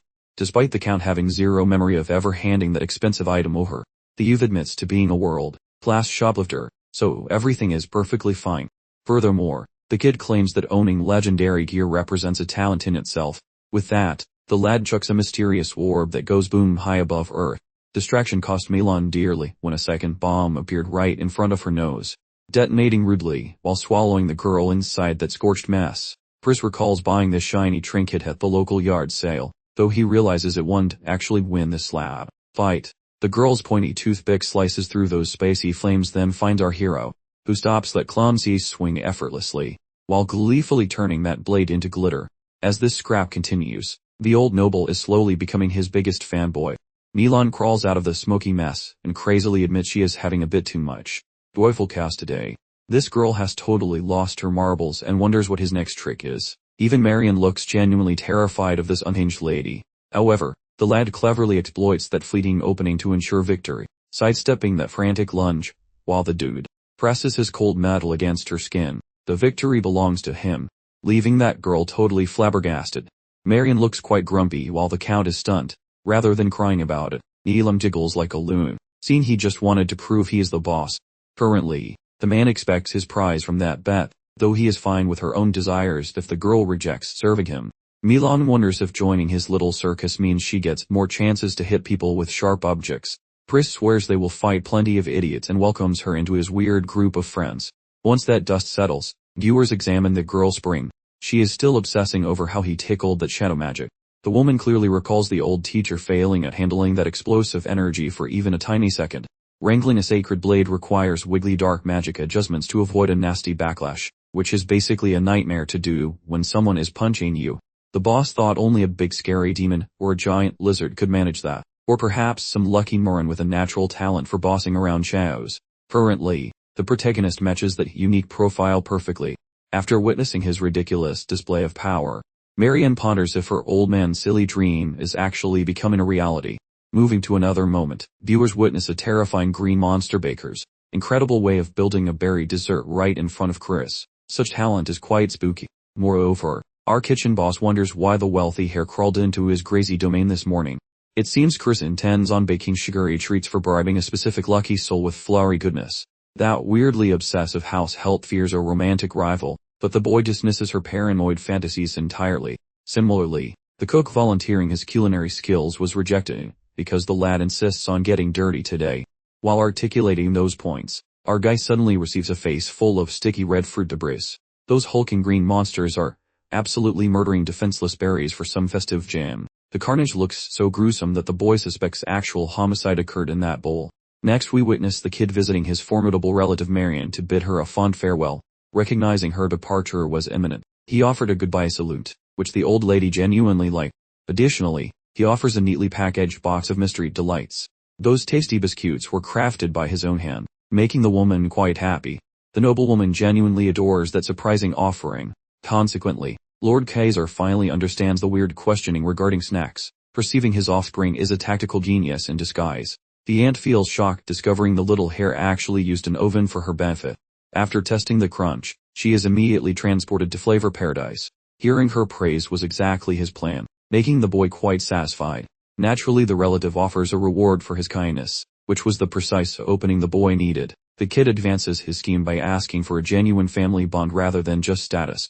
Despite their kinship, she suspects hidden agendas while remembering the spooky upcoming ritual involving his future fate. The woman recognizes he seeks her backing during the messy struggle for power. Regrettably, she is unable to provide such heavy political assistance right now. Basically, Top family members must stay neutral during these fights, which is their primary golden law. The boy claims his intentions were pure, asserting he just wants to be his favorite auntie's pal. The aunt finds it hard to swallow that a child could be this incredibly sincere.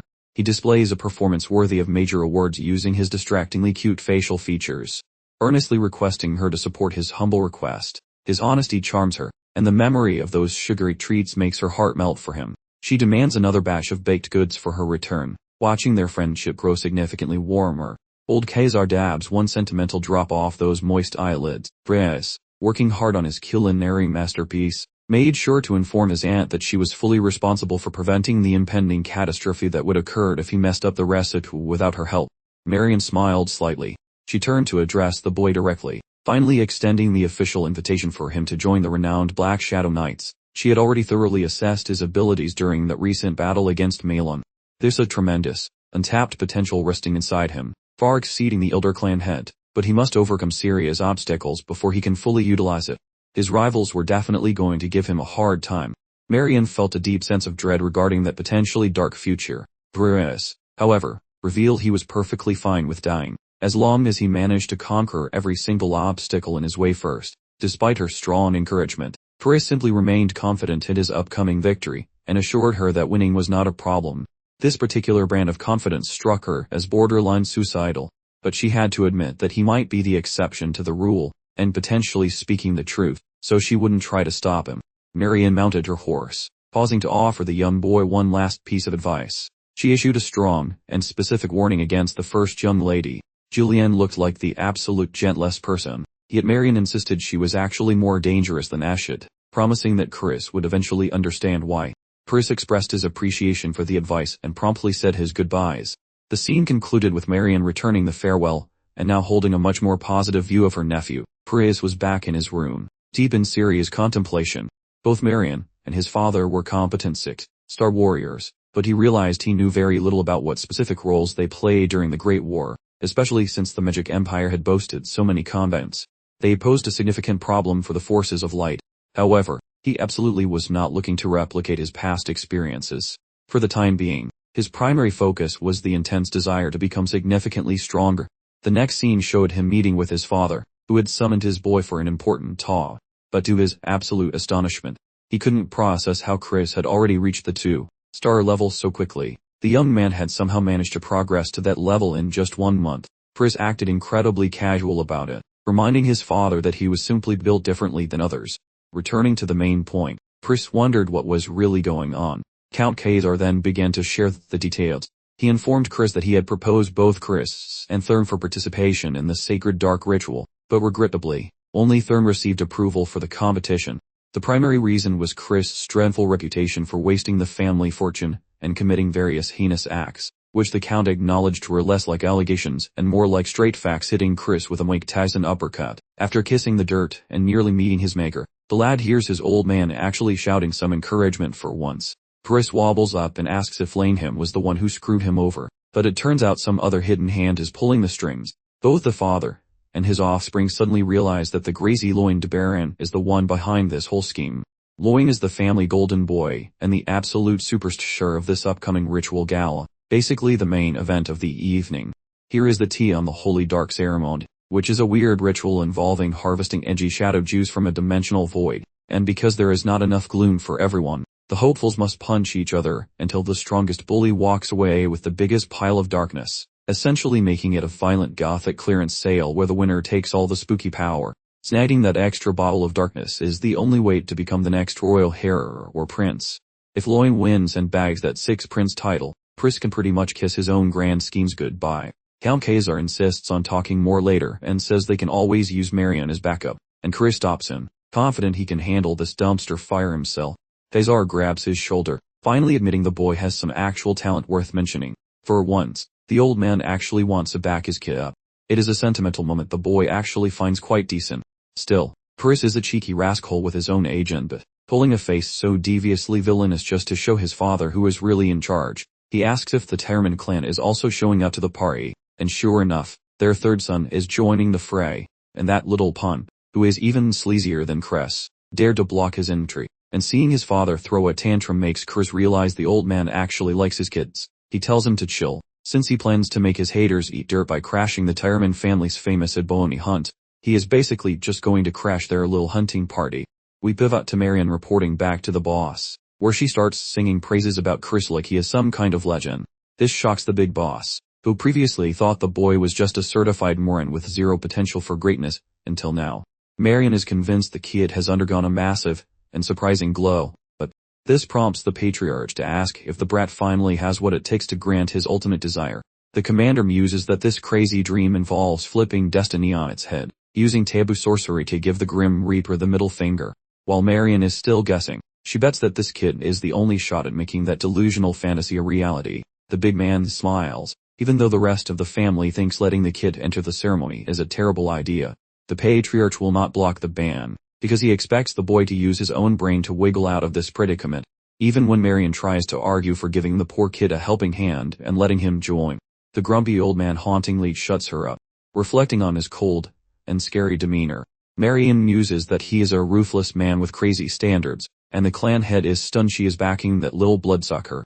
He summons Simon, the guy who basically runs the household chores and clan business. Simon, having eavesdropped on everything, gets stuck with the job of stalking the boy and tracking his every move until the ceremony starts. He was absolutely delighted to fulfill the directive immediately. Simon, meanwhile, had plans to pull a playful trick on the youngster.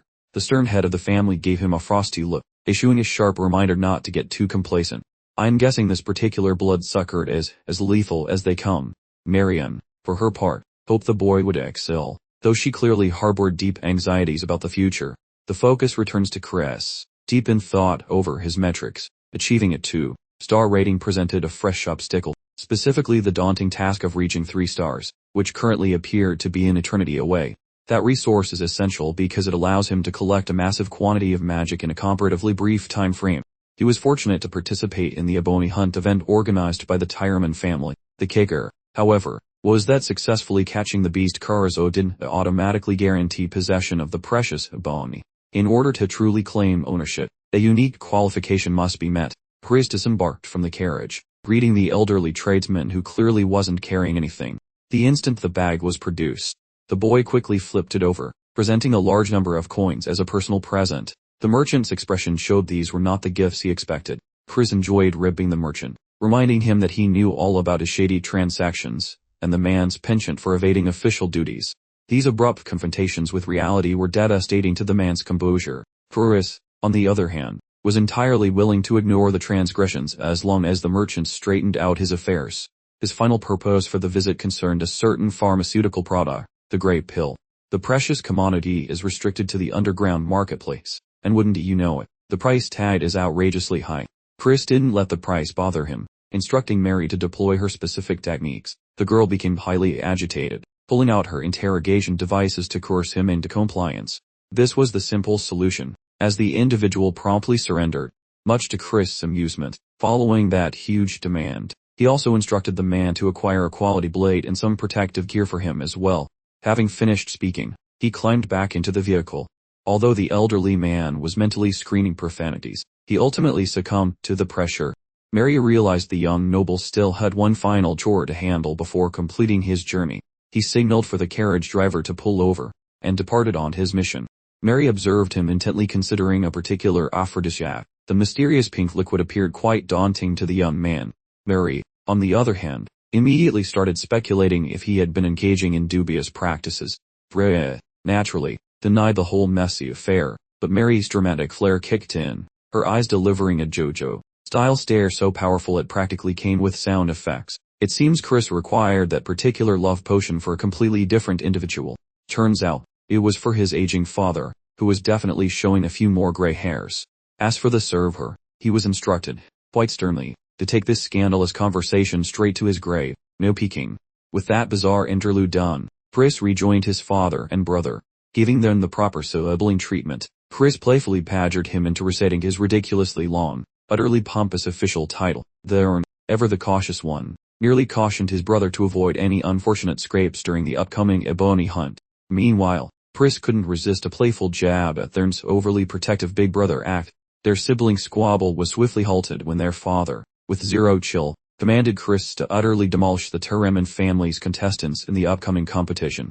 The brilliant mage confidently vowed he would return bearing nothing but excellent tidings.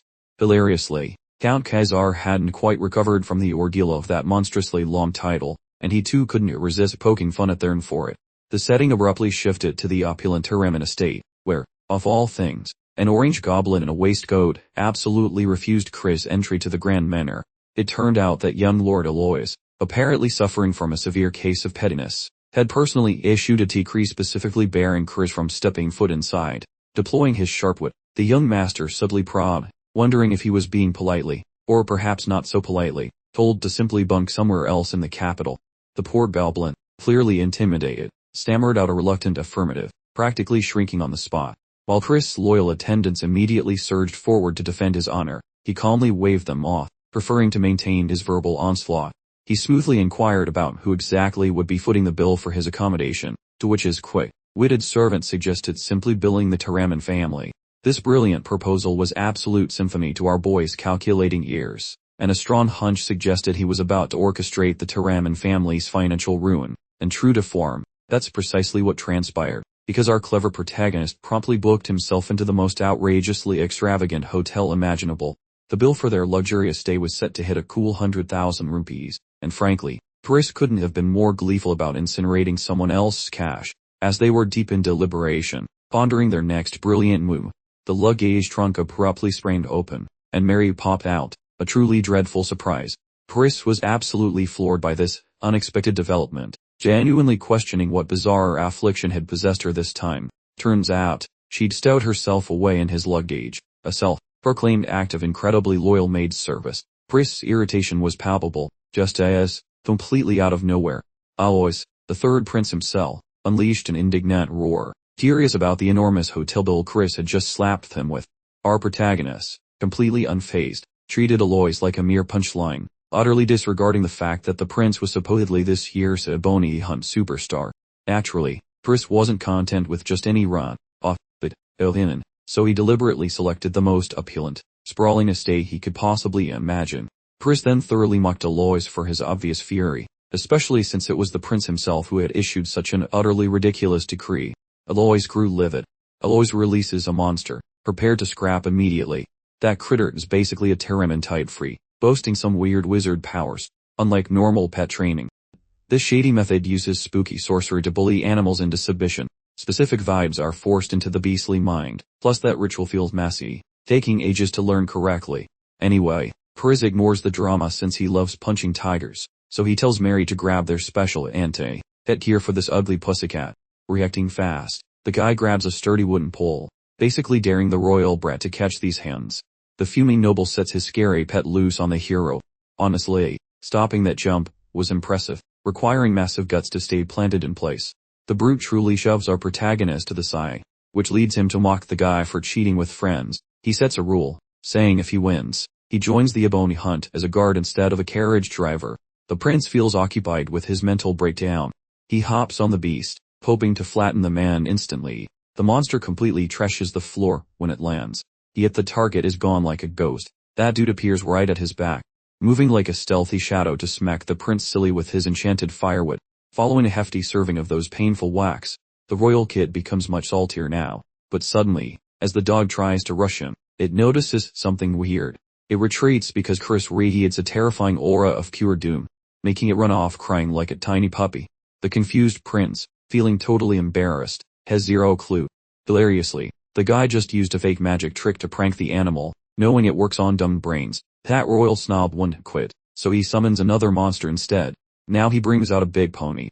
Unbothered, the hero shares a fun fact about annoying losers. Afterward he rushes ahead, totally bashing the punk into another dimension with one hit. Chris finished his sentence by stressing that he wasn't going to spend the whole damn chapter waiting for his foe to finally unleash an ability. He basically declared this wasn't Dragon Ball Z, and the guy wasn't Goku preparing to turn Super Saiyan 3. The pampered young man was soon enjoying a session of gambling. Apparently, this is how he prefers to relax, which sounds like a very expensive form of meditation, if you ask me.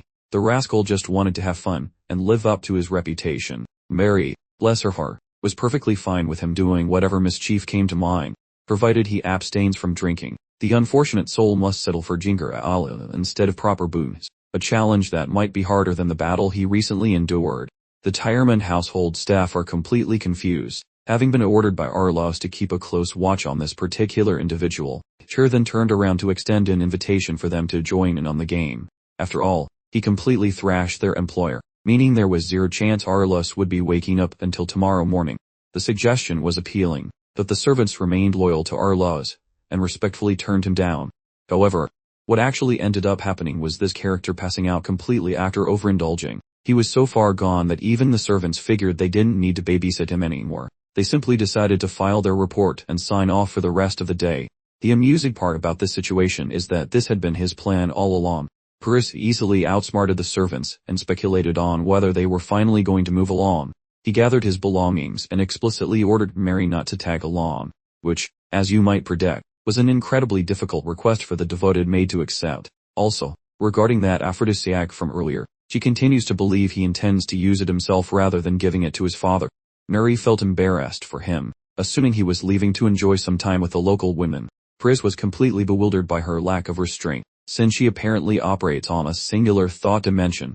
The setting abruptly changed to the vast Kathon mountain range, a place rumored to be the secret domain of the Tyreman family, where demonic creatures run wild without restraint. This is exactly why Chris set out to find their hunting grounds. He quickly discovered the location and immediately decided the security was pretty lackluster, with only 2 guards protecting the area. Utilizing the invisibility magic he learned from his often annoying mate, he effortlessly walked right past them without any fear of being discovered. He continued his advance directly to the altar. Pris knew this was the point where the accumulated darkness reached its maximum potential. The place was every bit as eerie as he imagined, but he needed a plan to actually collect the darkness. Recalling his conversation with that strange creature, he remembered the objective was forcing Carezzo to take its own life. The creature needs to experience such extreme fear that it views death as the single option for escape. As the upcoming conflict draws near, everyone feels a strange combination of pure panic and intense anticipation. A critical juncture is set to occur where the brightness of the situation abruptly changes into an overwhelming shadow. This is the exact reason Tyreman can control monsters through a bizarre activity he calls darkness hunts. Right now, Pris' true purpose is to seize possession of their proprietary fighting technique and deploy the powerful aphrodisiac he obtained to send Carezzo into a completely uncontrollable, violent frenzy. He then plans to claim the darkness for himself, but realizing he lacks the time to properly master the technique, he decides to try a completely different approach instead. Suddenly, Pris becomes aware of a terrifying and oppressive spiritual presence nearby. This causes him to flinch away sharply and immediately look around to check if someone else is present. But to his great surprise, there is absolutely no one in sight. He feels himself being involuntarily pulled toward a nearby empty cavern. Upon entering, he is greeted by an overwhelming force of pure, unfiltered evil energy. This foreboding location is completely enclosed by a formidable, high-level dark magic barrier. To his absolute shock, the sight he discovers before him is the infamous Rift of Gehenna. Gehenna serves as the official domain for demons and fiends, essentially making it a terrifying nightmare realm. This particular spot is the only connection point leading directly to the human realm, sparking a fascinating, dangerous idea in Chris' head. Pris realizes he can force Carezzo to come to this exact spot, using his perfect aphrodisiac mixture as the primary bait. Convinced this new tactic will work, he believes he has everything necessary to achieve victory in the hunt. However, just as he begins to turn around to leave the area, the infamous bloodsucker, Salmon, suddenly pops out of nowhere. He expresses genuine intrigue and admiration for the young master's performance in recent events. Simon had already observed Chris' dramatic battle against Arlos, and his masterful manipulation of Arlos' loyal retainers. Now, the kid was apparently preparing to unveil yet another complicated, elaborate plot. This new development greatly excited the Grand Steward, making him eager to toy with the boy. As Simon formulated his own complex strategy, Simon extended his hand to touch the terrifying dimensional rift of Gehenna. As a consequence, the rift itself started leaking blood from the point of contact. The rift immediately called out Simon's name, branding him as the betrayer in a genuinely unexpected plot twist, prompting Simon to make his calculated move. The highly anticipated day of the hunt finally arrived. Arlos appeared on the field, proudly representing the flag of his powerful family. Pris immediately started taunting Arlos, criticizing him for acting so high and mighty when he had recently received such a humiliating defeat. Arlos retorts with a sharp jab about his choice of carrying a broken toothpick blade, but Trace remains convinced that verifying the relic involves thumping his annoying companion with its edge.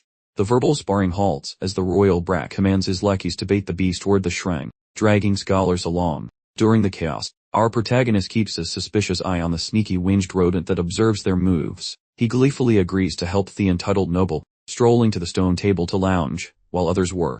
The wizard gets grumpy and suggests he go loiter elsewhere if he intends to be useless, an invitation Chris accepts happily, causing the spellcaster to get absolutely livid. Though Arlos reins him in, reminding the nerd they have a monster to catch, they assign the rogue to babysit a piece of cloth, which sounds like the ultimate low-effort date for him. While relaxing, he realizes his schemes are flourishing, having already swiped the pointy toothpick and shiny marble as intended. Chris watches the prince and his magical nerd friend get distracted. He feels a shift when the feathered monstrosity with tiny eyes finally arrives. A person might mistake this brainless fluffball for something adorable rather than a disaster. Arlos stands ready and triggers the glowy circle, hoping to trap the beast. However, his meddling backfires, as the creature gets incredibly grumpy instead of falling for charms. The royal heir didn't see that coming, resulting in him getting smacked directly into the dirt. That panicked bookworm scurries over to see if the boss survived, adding insult to injury. The prince got some nasty venom, causing the nerds to frantically cast a defensive bubble shield. Observing the fire from a distance, Chris knows their chances are basically zero, especially since he sabotaged things by drugging the creature with a girl monster love potion. Luckily, the prince carried a spare cure, but even he realizes they are in deep trouble if the chicken stays mad. The armored cannon fodder rushes forward to try and push the beast back. Realistically, those poor guys are useless against a massive pigeon that uses its girth to bowl them over like pins. Arlos sees his life flash before him as he prepares to be a royal stain. Suddenly, Chris slides in to block the hit, managing to save the prince while roasting him with brutal verbal insults. Our guy calls him a loser and offers help only if the royal acknowledges him as his superior elder sibling. The prince hesitates, until Chris suggests he might just walk away and let the angry bird finish its business. With the guards unconscious and the magical bubbles popping, the situation is a disaster. Swallowing his pride, Arlos finally whimpers for the rogue to save him, delighting our protagonist. With a smirk, Chris effortlessly bats the creature aside with one casual swing. He decided to execute a high-level blinding spell, catching everyone off guard. The sudden deployment of the technique completely stunned Arlos. The reality was, he was simply deploying a cheap knockoff of the genuine technique, just a glorified mid-level move. The beast Carazo strongly resisted the effort. Fortunately, Chris maintained exceptional control over the creature. Arlos finally understood the situation, realizing Chris had duped him and hijacked the monster for his own selfish reasons. He then guided Carazo directly to the secluded cave within Gehenna. This specific location filled the creature with an existential dread, until it achieved the precise golden state he had been anticipating. Seizing this perfect opportunity without hesitation, Chris drove his blade deep into the monster's flesh. When Arlos and his companions finally showed up, the deed was already finished. The third prince expressed concern for their well-being, insisting they evacuate the area without delay. However, Chris had different plans entirely. He held up the ashen orb he took from the beast, a trophy that clearly wasn't what they had anticipated finding. The mage loudly yelled at him for interfering with their hunt. Meanwhile, Arlos performed a total reversal, thanking our protagonist for preserving his men's lives. After all, only his actions had kept them from facing a much grimmer outcome. Chris felt a pang of guilt, largely because he had secretly sabotaged the hunt by replacing the real orb with a counterfeit one. Chris refused to give in, reminding Arlos he must address him as senior brother from this point forward. This was quite the job, considering Arlos was significantly older than Chris. As their light-hearted argument continued, both men suddenly sensed an overwhelming pressure nearby. Two menacing eyes pierced through the darkness, gazing directly down at them. The instant Chris identified the creature as a demon from Gehenna, he realized they were in serious trouble, a giant monstrosity offering a terrifying welcome. Arlos immediately shielded Chris, urging him to escape while he still had the chance, which made him far more likable in the process. Noticing the pesky bat observing their every move, Chris then launched his blade directly at the flying creature, thereby interrupting Simmons' surveillance efforts. He was shocked that the boy detected his signal, and now, with the bat destroyed, he was unable to intervene if the situation deteriorated. Even deploying his bloodline arts, Simmons understood he had to act fast, or everyone would perish. Returning to his grotto, the boy explains that having hidden stalkers watching him really grinds his gears. That hellish fiend cackles, assuming the kid is basically carrying out a personal death wish today. Thinking back to ancient brawls, our hero realizes this goon is at least a 5-star threat. so fighting a budget Sukuman knockoff is currently off the table. However, he has one single trick left. Arlo screams at the child for burning through precious magic power like it grows on trees. Since the sleeping spell was a dud, our hero tries the old school method of punching his lights out. While the royalty remains unconscious, the monster finds the possibility of a human sacrifice being served up quite entertaining. Ironically, the beast is even ready to give the kid a pass if a replacement snack is provided. Our protagonist tells the chatterbox to shut it, and pulls out a divine holy-edged explosive. That monster feels somewhat dazzled. He thinks it is quite useless to brandish a weapon that Chris is totally incapable of wielding. The monster throws his opening strike, which forces our hero into a defensive posture. Even with his expertise, that strike hits like a truck, leaving him hacking up a bit of crimson. The situation is a total dumpster fire. The helpful beast offers the boy another opportunity to toss his companions under the bus.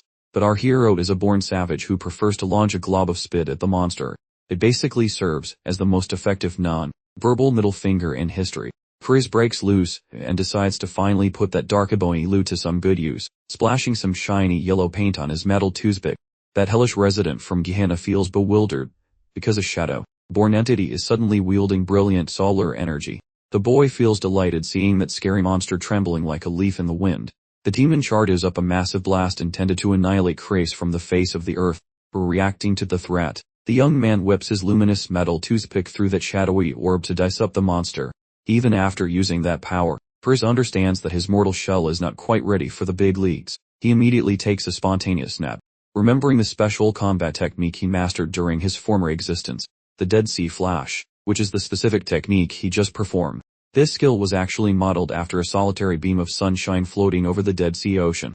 Regardless of that fancy maneuver, his buddy just didn't have the chops for Housemire. Yet, this guy genuinely saw Chris as the universe's only hope, a cosmic beacon destined to rescue their entire existence, which is precisely the kind of unwavering faith you want from a friend who truly gets you. Athena meticulously studied the youth's actions. This ominous entity, a paramount dark power and the fearsome head of Gehenna's 7 rings, was quite captivated, subtly scrutinizing the young man.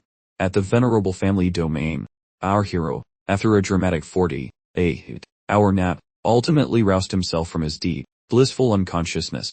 His frame groaned in protest, yet he felt mostly fine. Unfortunately, the acquired shadows stuck by him like a loyal pet. The boy's memory flashed back to Mephine's words just prior to his collapse, a sudden awareness striking him that his current predicament was far more entangled than he originally conceived. In this bizarre realm, any demon showing even a whisper of potential was instantly scooped up by the big, shot devils, who'd then bless them into greatness. But frankly, our hero secretly snickered. That whole system sounded suspiciously like a crutch for those who couldn't level up without supernatural handouts. He dismissed Mephine's potential importance, assuming her 7th circle origin placed her quite low on the infernal totem pole.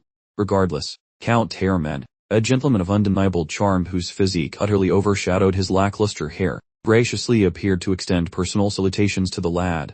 Our protagonist tried to rise and pay his respects to the noble, only to be sternly instructed to remain recuperating. The noble then divulged details regarding the search party dispatched on a prior occasion.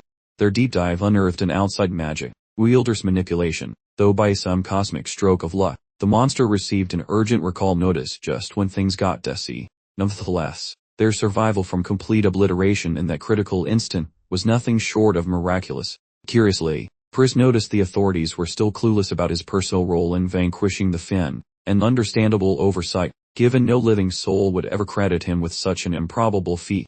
Thierman admitted a profound sense of regret was due for the young man. He had, unfortunately, branded him a lowlife during their inaugural encounter. Moreover, a debt of heartfelt appreciation was owed to the boy, who had become a genuine patron for their esteemed lineage. Dres, the master of nonchalance, brushed it off with a cool shrug, pretending his heroic deeds were merely part of his daily duty, all for the noble cause of global well-being. Naturally, while expertly spinning his tales, he couldn't help but feel a tiny pang of actual regret. Airman, completely swept away by this display of false modesty, was so deeply touched that he eagerly promised to fulfill any request or favor the young man might require. This golden moment, he would not squander.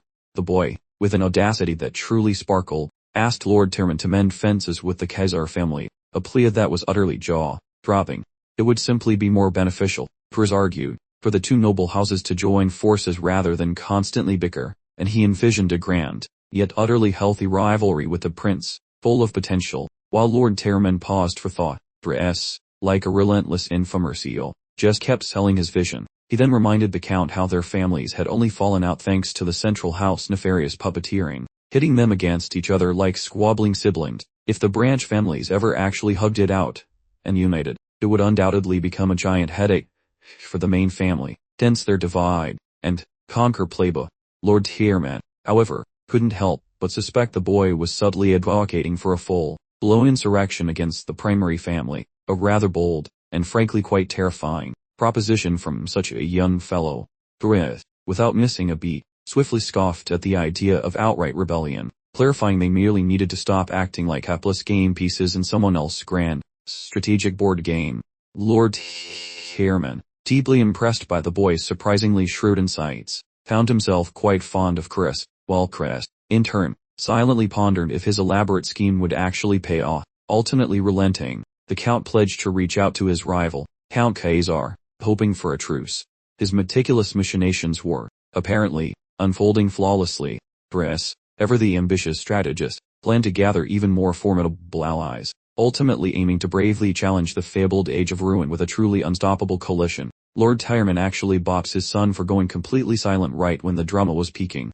Arlos actually surrenders the Ashen Shard to Chris, as payment for services rendered. Arlos explained that he remembered losing consciousness, but he held onto the shard throughout the ordeal to eventually give to Chris. Chris quickly began to poke fun at Arlos' newfound gratitude, while simultaneously manipulating his swollen sense of self-importance. This whole spectacle amused his father, who let out a hearty chuckle, and decided to join the guest, giving fun himself. The gift was a summoning stone capable of boosting a beast to tier 4, which Chris quickly noted was an incredibly rare and valuable artifact, definitely not something to sneeze at. Tearman also plans to submit an official report to the Dark Ceremony, personally vouching for the boy's involvement in the recent incident. Everything was unfolding beautifully for the protagonist, who, of course, got exactly what he desired from the entire situation. The father and son duo finally departed from Chris' room, allowing him to rest in peace. Finally, Chris directed his gaze toward the unseen observer, and politely requested that they emerge from the shadows.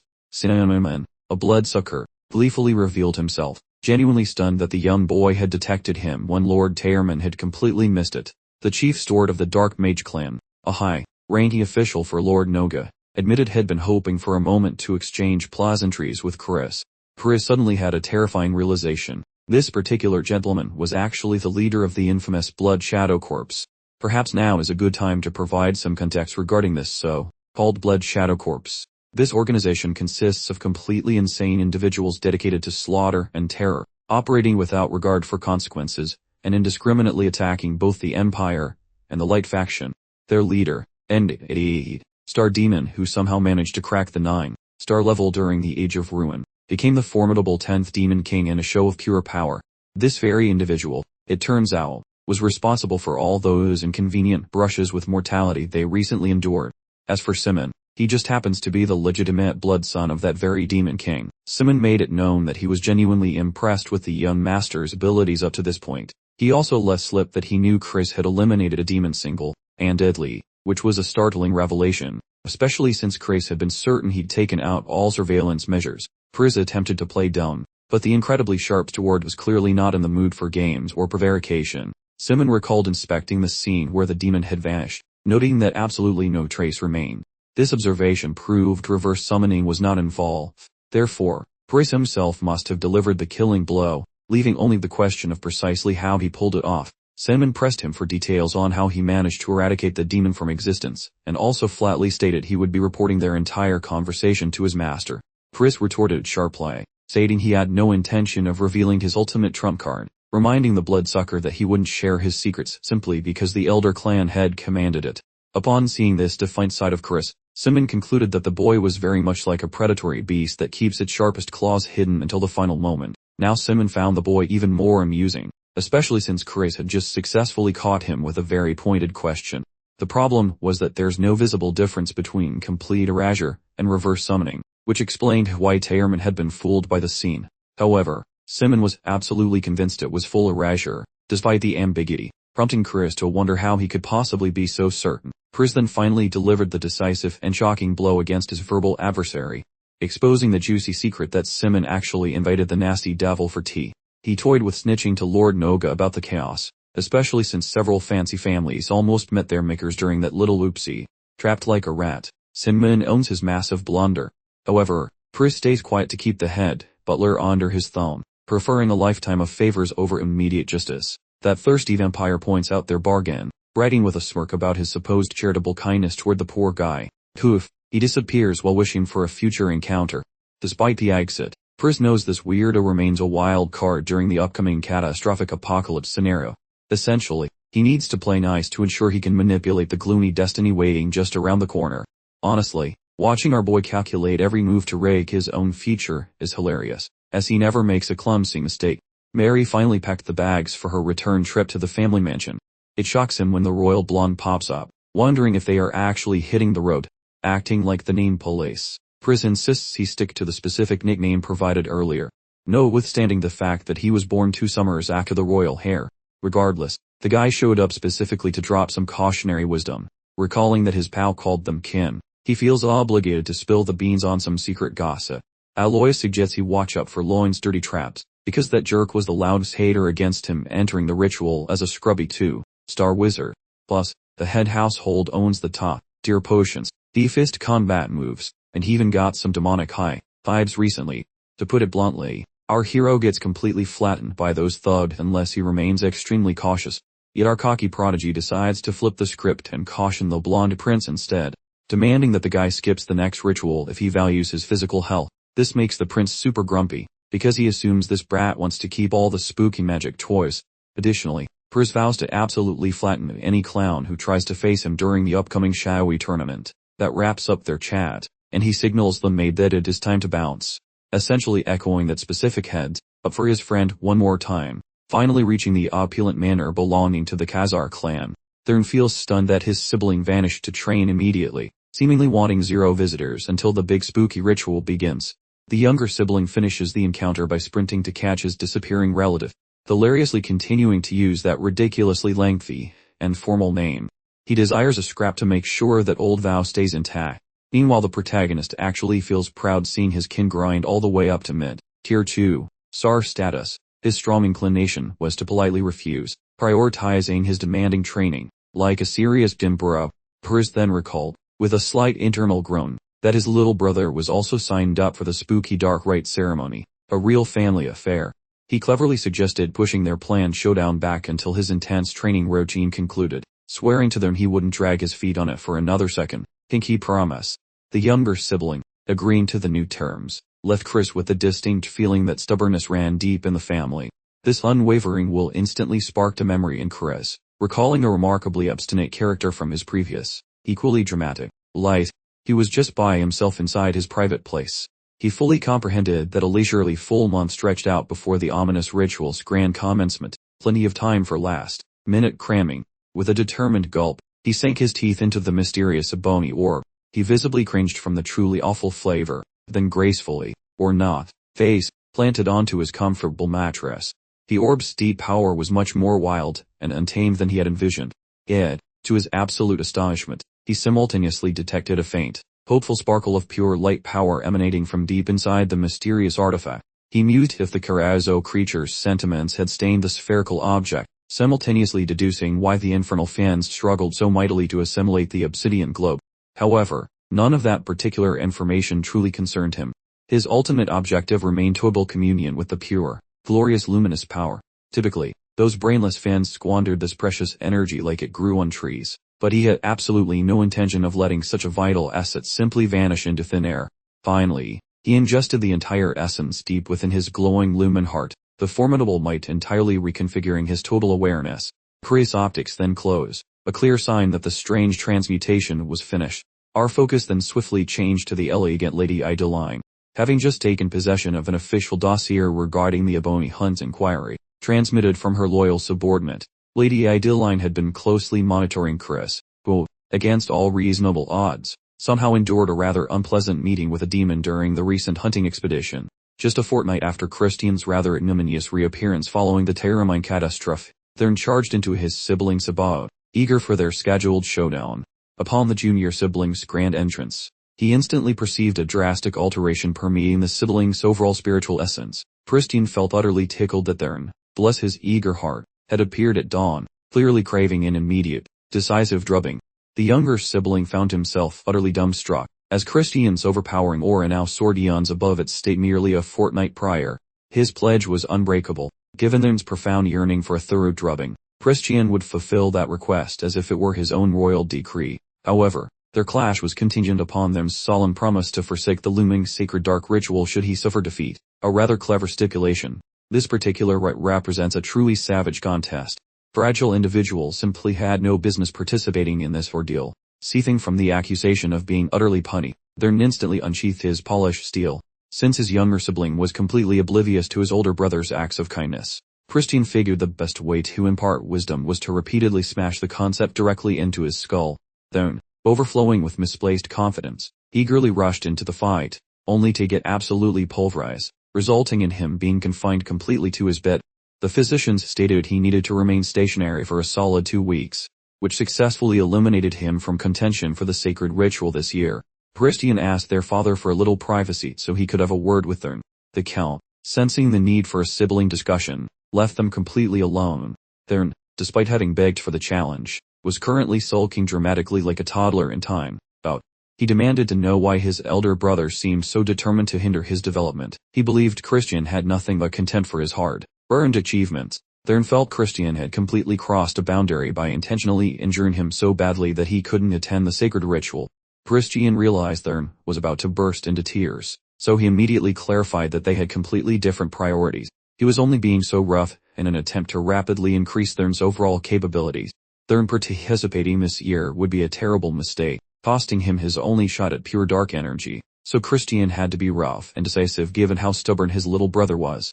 However, the critical point was that pure dark energy simply wasn't a good fit for Thern in the first place. He would achieve much greater success by focusing on gray dark energy instead. Just like light power is categorized into various subtypes, dark power also has different versions. Unsurprisingly, pure dark energy is universally considered the most powerful and superior attribute available.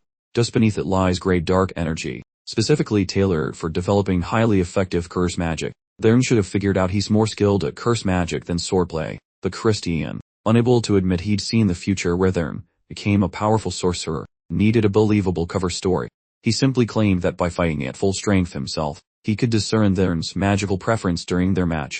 In any scenario, consuming pure dark energy before mastering gray dark energy would be detrimental. Thern's progress would become sluggish as a result of the pure energy's specific property, despite its initial advantages. Therefore, opting out of this year's ritual was truly the best course of action, coming from Christian, as a loving brother who genuinely wants Thern to succeed. Thern sensed the genuine care underlying Christian's words. Christian then reached into his pocket and produced an item. Christian presented the ash pill as a gift, despite its known extremely high value. Christian was unconcerned, however, because he was just conned by a trickster, and he'd already consumed something far more potent than this pill. Thern found himself deeply affected by his brother's genuine words and kind gestures. He realized he had been wrong to think Christian was just being a complete jerk. If he truly possessed the capacity for improvement, then why did he act like such a complete buffoon even as their poor mother lay dying? She certainly endured far too much anguish. Chris felt a strong pang of guilt. Even though he technically wasn't steering this particular shit back then, he was just another flavor of idiot who didn't quite grasp the situation. Just a few days later, the de Baron family's cathedral courtyard buzzed with activity, crammed full of ridiculously opulent carriages. Stepping out of one of those fancy conveyances was Christian van Baron Kazar, our main character, who desperately needed a decent stretch after that lengthy trip. He knew the main family hadn't bothered to open a warp gate for him, purely out of spite and a profound level of pettiness. He swore that once he became the clan head, those stubborn old geezers would certainly get what was coming to them.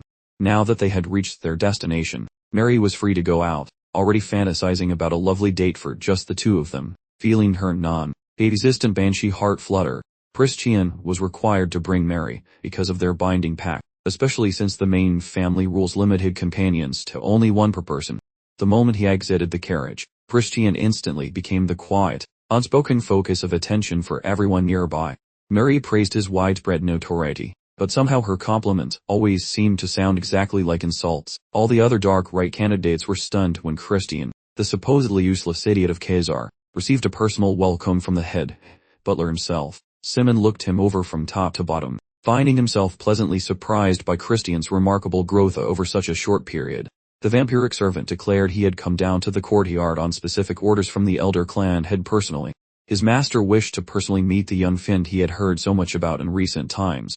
Simon noted that Christian didn't seem surprised at all by being summoned directly by the head. Therefore, his first official visit was straight to the private study of the elder clan head. Aunt Marion stood right beside the old man. The combined power and influence of those two individuals were nearly incalculable. The moment the old man's gaze fixed on him, Christian felt an immediate, paralyzing suffocation begin to set in. He struggled immensely under the oppressive force. He felt like an insignificant and about to be squished beneath the thumb of a terrifyingly powerful deity. The elder clan head was intentionally leaking excessive amounts of dark energy, fully aware that a novice like Christian shouldn't be able to handle it. However, our young protagonist here wasn't exactly your average novice. He might shake, but he definitely wouldn't collapse. Gritting his teeth against the heavy pressure, he extended a formal greeting to Duke Baron, the revered sovereign of the Dark Magic clan. When asked if this sudden invitation had surprised him in the least, Christian responded truthfully, stating that he fully expected the summons, knowing the higher-ups wouldn't dare ignore a rising star like himself for long. The elder clan had seemed pleased with his response, while both Marion and Simon found themselves unable to stop praising the young man. However, the old head himself wasn't entirely convinced by the flattery. Given his advanced age, he firmly believed that only time would reveal whether a great seed would wither on the vine or truly flourish. Who knew what would happen? Christian could very well be just a fragile sapling that quickly fades away right after breaking through the soil. He didn't argue against the elder's point about keeping expectations low for the upcoming crowd. He quickly added, however, that this particular sapling might grow into something truly exceptional, surpassing all reasonable prospects, perhaps even becoming an abnormal giant capable of overshadowing all other trees, and he vowed the elder would not face disappointment. Following a short moment of contemplation, the venerable patriarch finally smiled, fully investing his hopes in Christian. He offered a deferential bow upon being excused. The moment Christian left, Aunt Maria cornered the elder to demand his assessment, and the old patriarch confessed the boy had significantly outperformed his initial low expectations. However, he worried that such remarkable talent often attracts a turbulent destiny, particularly with the bloody winds of war currently sweeping toward the magical empire. Nonetheless, a tiny, fragile seed of optimism had surprisingly sprouted right here today. This was one of the few things capable of invigorating the old man and getting his heart racing. This particular Khazar youngster might actually possess the capability to fulfill the old man's most cherished and long-standing desire. Evening arrived, and with it commenced the grand banquet for the sacred dark rites of celebration. The attending servants proudly announced the entrance of Count Khazar's eldest son, Christian van Baron Khazar, looking absolutely magnificent, strutted into the room as if he owned the entire royal family. The hottest gossip of the day centered on the so-called fool's private meeting with the elder patriarch. Some speculated he might be nothing more than a glorified boy toy. Rather than feeling insulted by the insinuation, he interpreted these unpleasant rumors as a validation of his superior attractiveness, a delusion only amplified by Mary constantly feeding his ego. Christian's gaze instantly fixated on the servers distributing beverages to the crowd. He was thrilled to finally get some genuine alcohol, completely unlike the weak non-alcoholic substitutes he was forced to consume at home. Sadly, the servers were extremely rigid about enforcing the prohibition on underage drinking, a rule that seemed ridiculous given these children likely had several kills under their belts already. Instead of the hard stuff, he was forced to compromise with yet another glass of ginger ale. Christian lamented the pointlessness of having friends who were such buzzkills and rigid sticklers for every single rule, wallowing in utter misery. All eyes immediately snapped to the entrance as the next contingent of guests arrived, specifically the young lords and ladies of the clan. The moment the massive gates swung open, an undeniable aura of high nobility permeated the space, and four individuals wearing elaborate, highly detailed fabrics caused the entire banquet hall to collectively freeze and stare in admiration. The group was led by Asha de Baron, known as the second young lord. Trailing closely behind was Juliana de Baron, the first young lady. After her came Jupian de Baron, the second young lady. The procession concluded with Misak de Baron, the third young lord. Certain hidden factions expressed significant disappointment that the first young lord, affectionately known as the Madman, failed to appear. Christian anxiously awaited whatever Ashid would say, given that Ashid was the casualty of Christian's little game and the man whose reputation had been completely destroyed in court. I should prove that the worst thing a person could say is absolutely nothing when he walked past Christian like the guy was invisible. The arrogant jerk didn't even waste a single breath acknowledging Christian's existence in his vicinity. This blatant snub confirmed that one of the top succession candidates regarded Christian as having less value than a particularly annoying Naz. When first young Lady Julian passed Christian a moment later, he found himself staring after her for much longer than was probably socially acceptable. Aunt Marion had once issued a mysterious and vague warning about the specific woman. Despite Christian's observation that she seemed perfectly unremarkable and normal, at least by their clan's standards, he decided to put off figuring out her deal for later, having completed enough surveillance on the competition for one evening. Just as Christian headed back to his room to prepare for the long day ahead, a butler stopped him. The servant introduced himself as a summoner in service to the young Master Loin. Hearing that name immediately soured Christian's expression, so he asked what the butler wanted. The butler had the audacity to suggest that someone unworthy had snuck in to participate in tomorrow's sacred dark rites, worrying that an underqualified attendee might accidentally cause mayhem and embarrass the Great Dark Clan. It was painfully clear that this old-timer believed Christian was the underqualified trash he referred to, and when pressed, didn't even try to deny it. Standing on a balcony directly behind him was his young master, the puppet master of the situation. This was a curly-headed idiot who clearly wanted to provoke a reaction from Christian. Christian strongly disapproved of this cowardly bullying tactic. He felt that truly dedicated jerks ought to step up and deliver their insults themselves. Nevertheless, he planned to have a serious chat with the kid during tomorrow's rite, but first, he wanted to have some fun with the daring summoner right now. Without drawing a weapon, Christian taunted to show off what he called his little party tricks. Christian figured he didn't even need a magic stick to handle a simpleton like this guy. As the confrontation escalated, people throughout the banquet hall began to turn and stare at the growing spectacle. The first young Lady Julian even offered a strange, unreadable smile at the commotion for some reason. Just a few seconds later, the guests were completely flabbergasted by the truly incredible sight before them. Had dropped to his knees, frantically trying to defend himself against the evil spirits he had just summoned.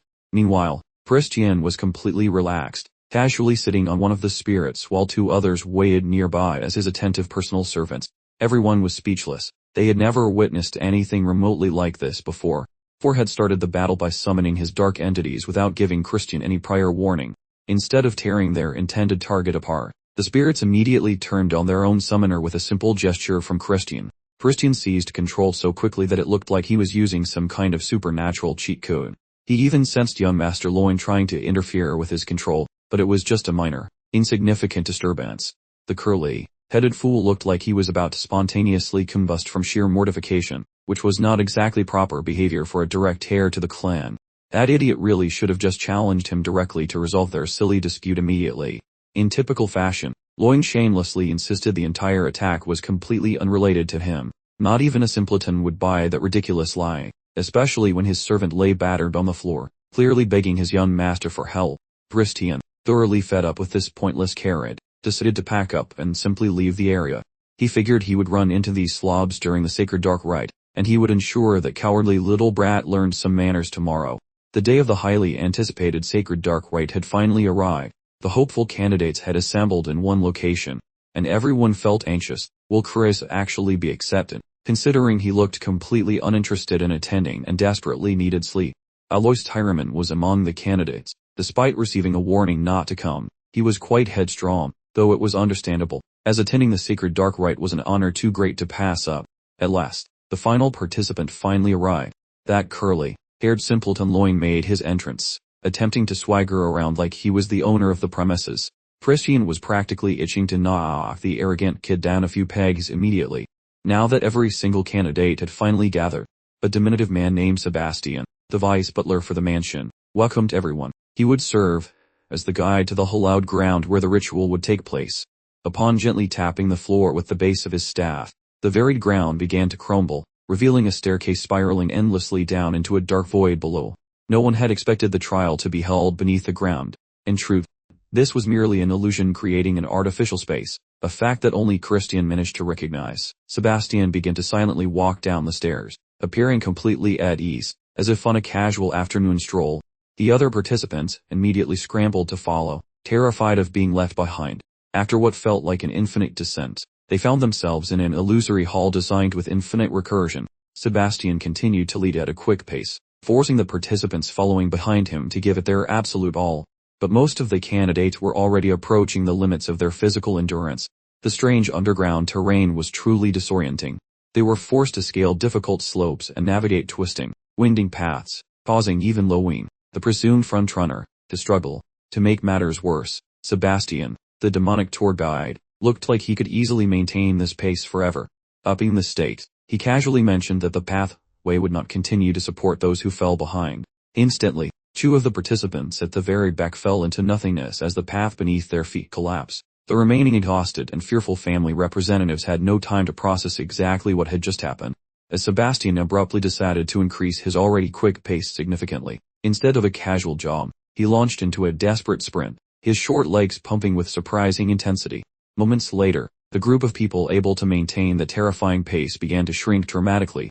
Lowen peeked behind him, scoffing at the weaklings he deemed unworthy, clearly unable to keep up with the superior individuals. He nearly jumped out of his skin when he caught sight of the frighteningly handsome Christian Kazar right on his heels. The so-called monster wasn't even producing a single bead of sweat, even though everyone else was running on sheer willpower alone. As they neared the finish line, Christian decided to tease Lowen, mocking him as a panting, bark, white dog who couldn't keep his boasts. As a designated hare, Lowen really should have been performing significantly better than this pathetic showing, considering all the resources invested in him since childhood. From Christian's perspective, these competitors were all fools, needlessly suffering physical pain, because they failed to use their intelligence, as running hard inside an illusion was a truly idiotic move. While his peers were nearly killing themselves with cardio, Chris felt completely fine. All it took was a minor spell manipulation to gain practical invincibility in the specific location. Sebastian noted the only participant who correctly understood the true mechanism behind this elimination process. Apparently, some of the higher-ups had already provided him with information about the young master from the Kazar family. Finally, the four surviving participants reached the designated end point of the track. 3 of them were collapsed, gasping for air, while Christian simply stood there looking like a relaxed supervillain. Alois couldn't comprehend how Christian could look entirely unharmed after that brutal march, so Chris humorously suggested Alois should simply train harder. Suddenly, a strange dancing light appeared, followed by an unsettling voice that demanded the attention of everyone present. The voice explained that this terrifying place contained the purest form of dark energy, leading to its perfectly fitting name, the Sacred Darkness. The light took the shape of an eerily attractive woman who many online would instantly refer to as Mommy, introducing herself as Ryu, the manager of this particular sacred ground. Today, the young nobles and their female counterparts would attempt to acquire the great pure darkness, just as the third-ranked demon king, the Dark Destroyer and progenitor of the Dark Magic clan, once did. Lifting her hand, Ryu drew twisting, luminous lines on the floor in front of them. Because there wasn't enough darkness available to be equally distributed among all 4 of them, their specific worthiness would be put to the test by the powerful demon beasts waiting along each distinct pathway. In summary, each person must traverse a different, randomly selected route. The first competitor to successfully complete the journey would ultimately claim the final reward. If that was the case, unexpected conflicts or accidents might potentially arise between the competitors during the course of the rite. Ryu clarified that fighting would not disqualify a participant, though she added that since everyone would take separate paths, the chances of a clash were extremely low. However, if by chance a fight did break out, a lengthy, drawn-out battle was discouraged, because any time spent squabbling would only serve to help the other competitors. Ryu's concluding piece of advice for success was for everyone to prioritize their personal safety above all else. After a short countdown of 5 seconds, she wished them good luck, and then gave the signal to start the race. Sebastian turned to his colleague, attempting to place a bet of blood juice on the winner, but Ryu had already disappeared completely, clearly uninterested in his gambling. The typically stoic Weiss butler, known for his unshakable calm, completely lost his temper. Venturing down one of the paths, Lone Van Baron eventually stumbled upon his first major encounter with a monster horde. The group consisted entirely of 4-8 wolves that, inexplicably, had learned to spit fire. With ferocious howls, they launched themselves at the unfortunate target with the ridiculously curly hair. He responded by coating his hand in dark energy, facing the charging pack head-on without hesitation. In mere seconds, he launched a complex series of precise attacks aimed directly at each wolf's vital weaknesses. Each single blow successfully resulted in an instantaneous kill.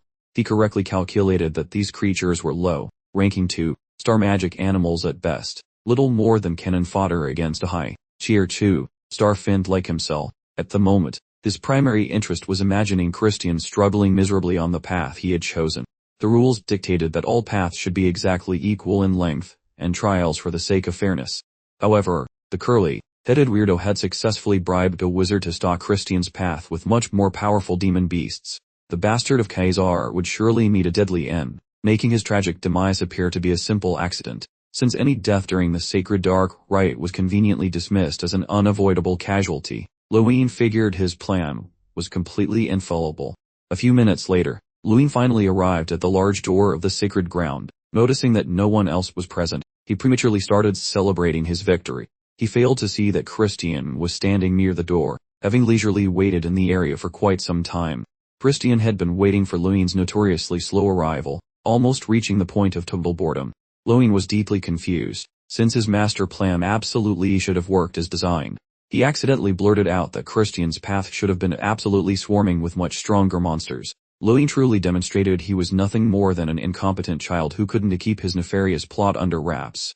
Christian had already suspected some tampering with the trial's difficulty, so getting direct confirmation from the perpetrator himself was quite helpful.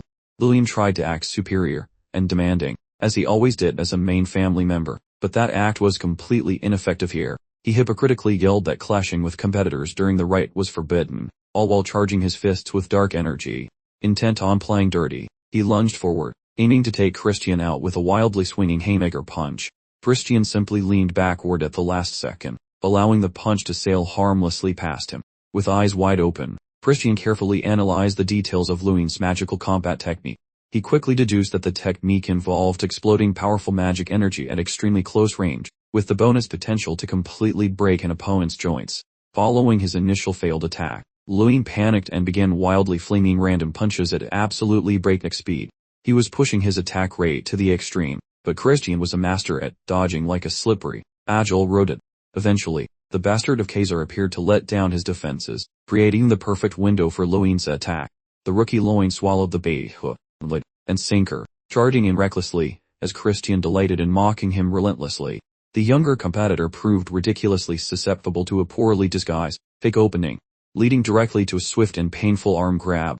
Christian deftly turned the arrogant young master's momentum against him, applying increasing pressure to the captured limb. With a satisfied smirk, he advised Luin to try and stifle his inevitable cries, explaining that the next few moments would be absolutely agonizing.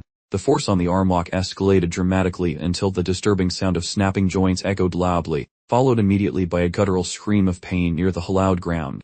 A few hours later, the last of the 4 contestants staggered to the finish, panting heavily from fighting continuous waves of monsters. The survivor was Alois. To his surprise, Christian was casually waving at him, while the other competitors were sprawled unconscious around his feet. Christian was visibly annoyed that Alois had taken such an embarrassingly long time to arrive. Since they were acquainted, he offered the boy a choice: faint from exhaustion on his own, or receive a little bit of help. Alois immediately sensed the danger and prepared for a fight, channeling dark energy into his palms. He hadn't just been sitting around since their last meeting. He had actually improved. Unfortunately for him, no amount of training could bridge the vast gulf between an almighty god and a helpless insect. Christian decided it was fine to leave his victims there for the elders to find. 5 years in the future, the first massive conflict against the Alliance is destined to break out. By that time, Christian absolutely needs to have a firm grip on the Dark Magic clan. To achieve this goal, he must embrace pure greed, refusing to share even a single particle of sacred darkness with anyone else. With the rest of the competition completely eliminated, it was finally time to go claim the grand prize. The moment had arrived to take ownership of the legendary sacred darkness. The power capable of transforming a mere fiend into a genuine transcendent being was waiting right behind this specific door. In his younger days, the head elder was celebrated as a prodigy who absorbed 80% of the sacred darkness, eventually becoming one of the most powerful individuals even among the demon monarchs. In contrast, the clan's founder, the Dark Destroyer, absorbed over 90% of the pure dark energy and ascended to the rank of Demon King.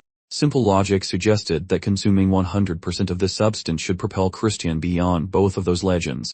If he could successfully tame this immense orb of pure darkness, he would have the potential to surpass even the Demon Emperor himself. As soon as his hand made contact with the glowing orb, a powerful torrent of pure darkness surged through his entire body. While he was occupied inside the sacred ground, the clan leadership outside had descended into utter chaos. They had just learned that every single prospective candidate was defeated, except for that Kaiser bastard. Even young Master Loin was reportedly beaten within an inch of his life, which everyone agreed was a terrible outcome.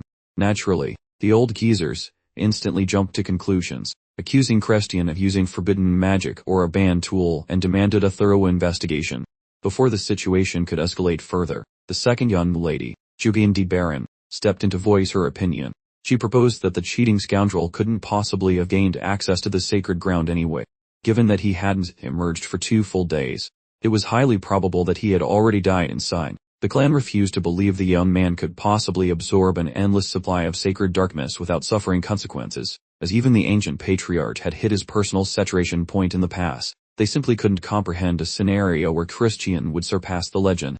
The consensus was that after the sacred grounds finished processing him, there wouldn't even be enough left to identify his remains. The truth was, Jupian was currently simmering with absolute fury. If by some chance Christian managed to survive this ordeal, she fully intended to personally execute him herself. You must understand, her father had perished during his conflict with the Alliance. Following that tragedy, Loin and Jupian were adopted by their uncle, Viscount Langfhelm, making their position within the clan already shaky. Now that Loin failed to receive sacred darkness, their stability was bound to crumble further, and her little brother would no longer be considered a serious candidate for succession. Jupian swore she would ensure that the Kaiser bastard paid for this grave disrespect. She was truly unstable. Even the household servants were openly discussing the useless fellow trapped inside the sacred grounds. They universally agreed that he was already dead, having been punished for his avarice and ignorance of his proper station in life. His maid, nicknamed the Banshee, had been waiting vigilantly for her master without a moment of rest, leading servants to joke that the master's ghostly form would soon meet the ghostly maid. Irritated by their disrespectful murmurs, Mary had very nearly decapitated one of the servants right there on the spot. While her heart was filled with anxiety over the young master's prolonged absence, she absolutely refused to tolerate rude individuals slandering his name. Mary warned them explicitly that if she heard another word of such nonsense, she would turn them all into spectral puppets. In reality, Mary just desperately wanted to look upon her master's face once more. It really wasn't very proper behavior for a man to keep a maid in waiting like this. Speaking of the man whose fate was currently the subject of widespread speculation in the outside world, Christian was currently suspended within an infinite void of blackness that squeezed the very breath from his lungs. Having just reached the 70 mark of absorption, this process had turned out to be far more agonizing than he expected. Despite the pain, he was determined to endure whatever came next, knowing he was still distant from the 90 point where the real trial would truly begin. Even with his strong desire for more power, he couldn't push past his limit and risk shattering his core. He was the main character, after all, and couldn't possibly expire in this location without completely altering the course of history. Now that he thought about it, there was actually a specific trick that could help him tremendously. A dragon heart. Dragons naturally possess the largest containers of power in the world, and in his initial life, he had learned to briefly mimic the intricate structure of a dragon's heart. As he began to alter his heart's structure into that of the mythical creature, the speed at which he absorbed darkness instantly skyrocketed. After a few minutes of relentless ingestion, he rapidly approached his absolute maximum capacity again. It was precisely then that a familiar voice offered some much needed assistance, and the first seed of Gehenna's 7th realm materialized directly in front of him. This was the enigmatically beautiful Mephina, even though natural law dictated that such a high-ranking demon should be unable to form a body in this specific place. Mephina clarified, however, that since demonic power was intrinsically linked to darkness, constructing a physical form from the pure dark energy presented absolutely no challenge for her whatsoever. This connection also provided her with the unique ability to assist Christian in this situation without demanding any conditions or attachments in return. Christian, having spent his life crusading against demonic beings, found himself utterly baffled by such an unprecedented transaction. Mephina simply laughed at his skepticism, and insisted she was merely acting on a passing impulse, assuring him there were no deeper machinations behind her actions. All he had to do was accept her extended hand and fully absorb the remainder of the secret darkness. A week passed, and the elder clan head was enjoying an outdoor tea service with Simon, who diligently attended to his every need. The old man was starting to lose hope about the possibility of the kid still being alive, given the complete absence of information for 7 straight days. Aunt Marion simply could not fathom why a boy with such intellect would fall prey to such an absurd level of avarice. Simon reported that most of the leading figures, particularly Viscount Langfhelm, were in agreement that a final decision should be rendered quickly. The Viscount was eager to seal off the route to the sacred ground immediately. pending only the elder clan head's official authorization. The old man, for his part, really didn't appreciate being hurried along by a bunch of impudent young nobles. He casually insulted Simon by calling him a blood drinker before inquiring about his loyal servant's personal perspective on the matter. Simon's honest assessment placed the reckless boy's survival chances near zero. However, he found himself unable to shake the suspicion that Christian might yet surprise everyone, as he always proved to be a most intriguing young master. Following that evaluation, the elder clan head decided to grant a brief extension of 24 hours. Viscount Lancome, respecting the authority of the elder, was mandated to wait one more day before locking the entryway. Aunt Marion let out a very quiet, nearly inaudible sigh of relief. The next full day would reveal whether or not this young man could possibly surpass the legend set by the first Demon King. Mefina strongly encouraged Christian to grasp her outstretched hand before their opportunity completely disappeared, but he immediately dismissed her proposal without a moment's hesitation. She found him utterly ridiculous, thinking he should already understand that mortal bodies cannot possibly hold more than a tiny fragment of this overwhelming energy. Christian, however, with a look of intense resolve in his eyes, reminded her that she seemed to be forgetting something very crucial. They were currently residing in a realm where abstract concepts literally create reality. She gazed back at him, utterly failing to process what was happening, pondering whether this situation could be described as true demonization. It was, after all, the notoriously forbidden zenith of the mystic magic clan's unique abilities, a skill where a human temporarily becomes a demon to unleash unimaginable power, a technique as lethal to the individual casting it as it is to the target. Lena had previously perished while attempting it. Her existence instantly extinguished the second she executed the ritual. Christian, conversely, considered a different approach. If he simply removed the components of the incantation that enhanced dark energy, he should theoretically be able to convert this world into a vessel, thereby capturing the full power without suffering the usual fatal cost. Slowly but surely, his ambitious plan began to actually succeed. Utilizing this newly created container, he exceeded 90% absorption, drawing every single thread of sacred darkness directly into his being. Mefina's eyes grew incredibly wide, completely unable to accept the extraordinary spectacle unfolding before her. As a black crescent materialized, the human, a being no more significant than an insect in this vast space, abandoned his physical form. She found herself asking who this person truly was beneath that unassuming human facade. Christian turned to face the demon, reminding it with calm confidence that he was, quite clearly, a genius. The demon might continue to decay here for all eternity, but Christian was definitely planning on leaving. He promptly took a step away. Mefina yelled her farewell, vowing that they'd cross paths again when the stars aligned differently. But old Christian only found her words to be irritating noise, bouncing around like a badly tuned radio station. The fend let loose a chuckle, a sound like rusty hinges arguing with a chalkboard. And Christian mused internally that he must look utterly crackers if they truly expected him to return to that dreadful place by choice. That devil's cackle echoed harshly in the void, yet Christian strode onward, casually shaking the unpleasant sound off his shoulders. As he departed, the question of how long he'd been trapped began to nag at him, guessing roughly a week, meaning the main family must be having a grand, frantic meltdown searching for him.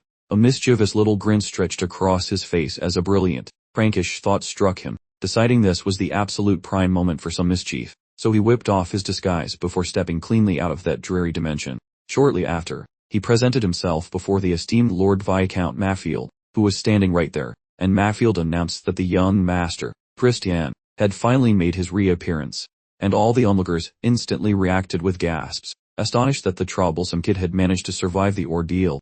Viscount Lancome, currently running the show for the dark magic contingent, demanded a thorough rundown. His tone a low, frequency rumble of authority. They clarified that Christian had barely scraped by, clinging to existence by a thread finer than a spider's soap, and was now utterly drained of vigor. The attending medic, detecting raw, wild shadow energy inside him, reported that the power was incomplete disarray, churning around like soup left too long on the boil. Everyone swiftly concluded that it would be a near impossible feat for Christian to ever get a proper grip on this chaotic dark mojo moving forward. They tacitly agreed that there was never any chance someone like him could have properly managed absorbing over 80% of that holy darkness, viewing all that potent essence as squandered due to his perceived selfish greed. Someone loudly piped up, suggesting he ought to take the heat for this mess, addressing Lord Viscount directly with pointed severity. The Viscount merely made a mental note of the suggestion while sweeping aside the collective murmurings with an almost bored wave of his hand, and declared the day's session officially concluded, sending everyone scattering like startled pigeons. Once the crowd dispersed, he turned to Maffield, seeking confirmation on whether the initial briefings held true.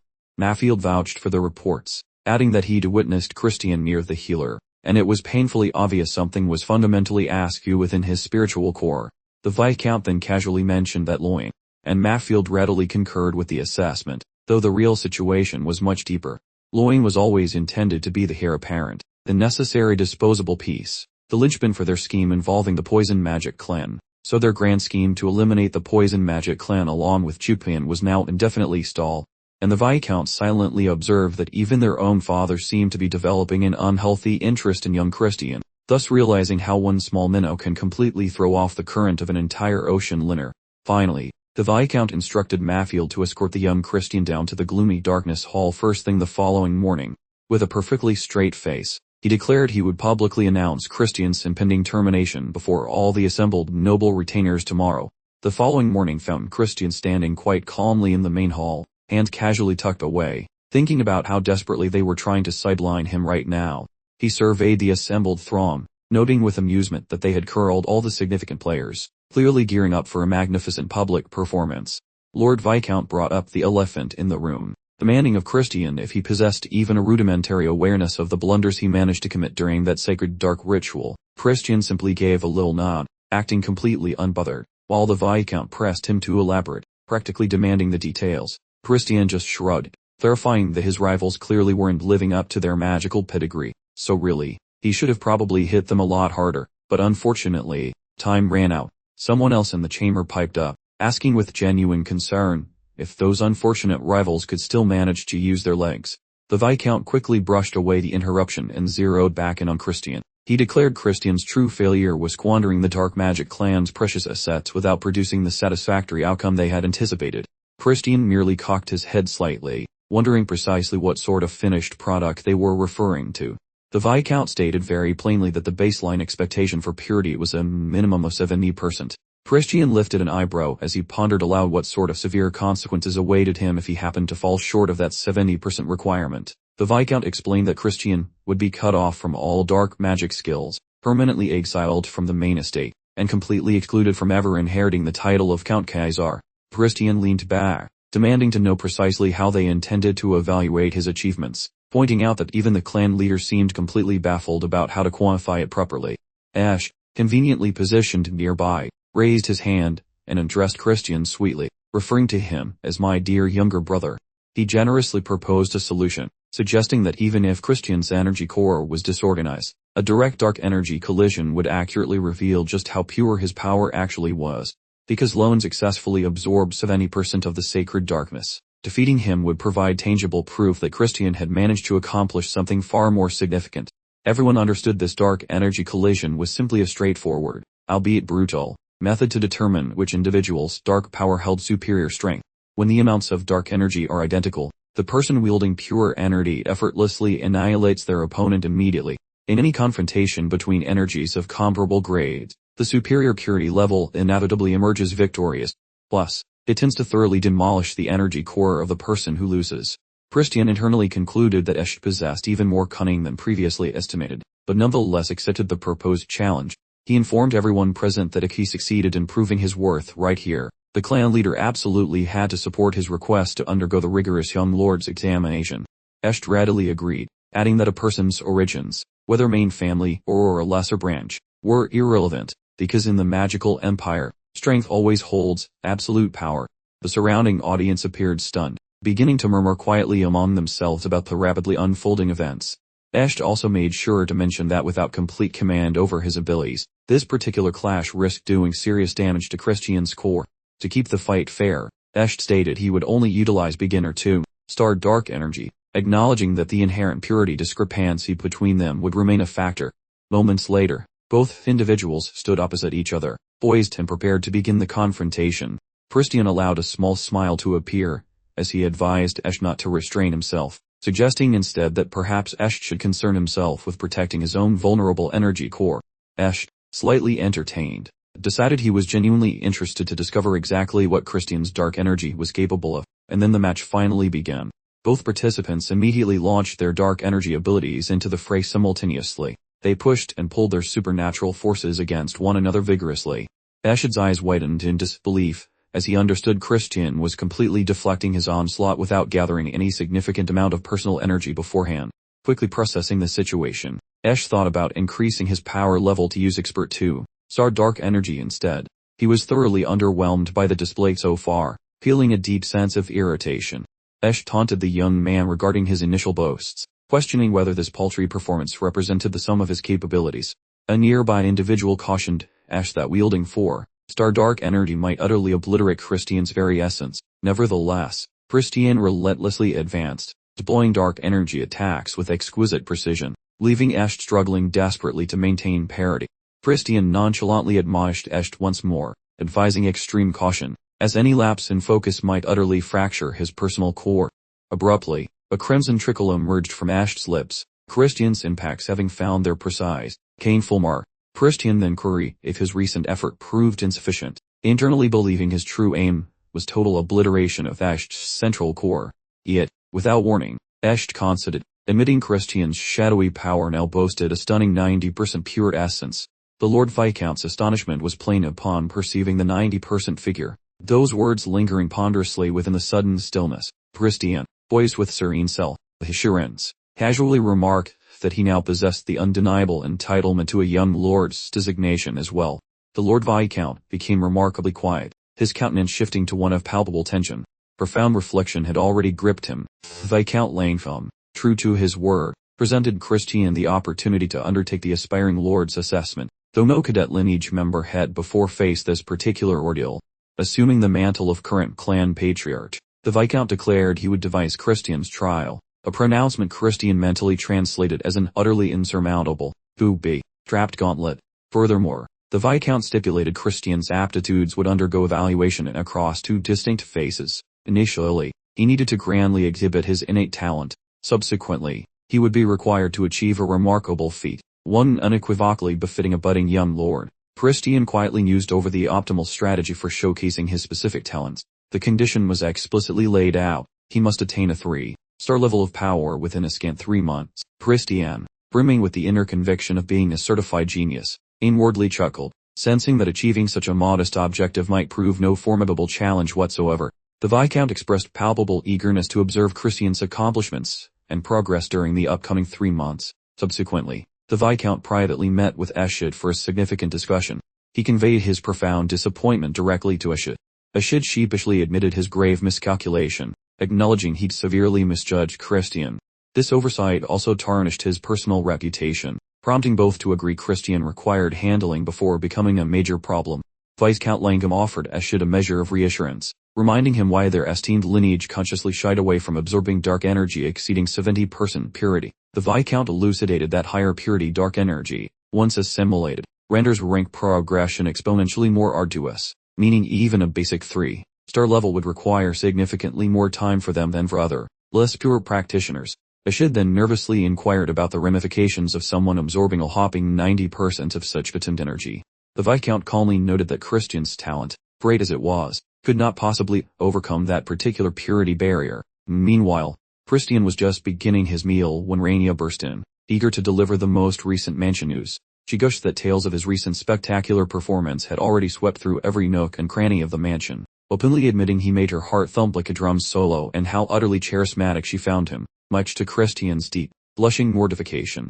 Mary quietly divulged that while waiting for him, she unexpectedly gained a clearer understanding of herself. She finally understood her true emotions for him, realizing that every single day without Christian felt like an eternity, a truly unbearable stretch of time. Just then, another woman suddenly interrupted, asking to check Christian for wounds. Mary, in a surprisingly breezy tone, declared that a nimble person like Christian wouldn't possibly get hurt. Yet, the woman insisted on examining him anyway, reaching out for his hand, and gently implied to Mary that there was nothing wrong with admitting a little worry. She mused aloud if she was truly the sole person with any actual concern, noting that only the hero, even, appeared genuinely distressed. Christian, meanwhile, fell into a quiet reflection, recognizing that he hadn't experienced this kind of kindness and warmth in what felt like ages, since escaping that ruthless group that wanted nothing more than his demise. His entire existence had been defined by ceaseless conflict and violence. Even amidst that gloomy history, however, he encountered individuals who demonstrated true compassion. At last, He possessed the courage to articulate feelings he had been unable to express in those earlier days. Taking advantage of the moment, he quietly thanked Mary for everything she had done. She looked completely bewildered initially, prompting him to reiterate his thanks for her patience and for genuinely waiting for him through everything. An intense sense of elation flooded her senses as she recognized that he had finally grasped her real emotions, making her heart rate skyrocket like a caffeinated hummingbird. Christian joked that she couldn't possibly possess a heart, but Mary immediately retorted that he was absolutely correct, as young Master Christian had already absconded with it. He proposed that since she had waited so long, he should offer her a reward, suggesting they spend some quality time together by taking a walk. Mary was completely blindsided by the suggestion, suddenly feeling flustered and a little overwhelmed. She double-checked if he was genuinely serious about it, and he confirmed with a serene expression. Shortly thereafter, they proceeded outside together. He confided in her that he still had to achieve 3 stars within the next 3 months, acknowledging that the deadline presented a very difficult undertaking. Even with help from the branch family tutors, it would be tough, especially since controlling 90 dark energy by himself felt almost insurmountable. Mary cheekily pointed out that he still seemed determined to cause chaos wherever he went. Christian's aunt appeared without warning, and he immediately greeted her with proper respect. She remarked that perhaps this wasn't the ideal time for him to be aimlessly strolling through the garden, and asked if he had located an instructor to help with his studies. Christian casually offered her the role of instructor, but she rejected the idea instantly. He quipped that she had built up his expectations only to crush them needlessly. Instead, she told him to follow her immediately. Before heading off, he apologized to Mary and swore they would reunite for dinner, which she accepted with a nod. While walking next to his aunt, Christian mentioned he still didn't know who she intended to present as his instructor, but thanked her for thinking of him. She replied by explaining that this was certainly not something he should be thankful for. She added that he would fully comprehend her meaning once he began training, warning him that the teacher used anything but gentle techniques. In fact, none of her siblings had even successfully survived the duration of his harsh instruction. Still, she strongly advised him to try his absolute hardest, noting that this was a once-in-a-lifetime opportunity he shouldn't waste by failing to meet the teacher's expectations. They continued their journey forward. They noticed a small child standing near them. Christian quickly looked over and pointed out to his aunt that the youngster appeared to be separated from their group. Christian gently messed up the boy's hair while casually asking about his parents, but right after, a sudden electric shock jolted straight through him. His aunt quickly reminded him to mind his manners and offer a greeting first, prompting him to realize his oversight. Christian nodded, finally understanding that the young boy before him was actually the incarnation of the clan head. He then quickly offered a respectful and proper greeting to the clan head. As Christian observed closely, he sensed the child's power had reached roughly 90%, perhaps even exceeding that level. Christian admitted to himself that the young boy had truly accomplished something quite remarkable. The clan head humbly accepted the praise but pointed out that the decision was reckless, asking Christian if he understood the implications. Christian confirmed he knew exactly what he meant. The clan head explained that by absorbing 80% of the sacred darkness, he himself had faced obstacles far steeper than what others usually encountered. He stated that even their progenitor would not have reached his current stage without the specific grace of the demon emperor. The clan head confessed he honestly couldn't imagine the massive barriers Christian would inevitably face on his journey. Therefore, he offered Christian a chance to return a portion of his pure dark energy back into the ether if he so desired. Given Christian's talent, he could probably manage around 80% of the dark energy, but anything more than that would be considered pure greed.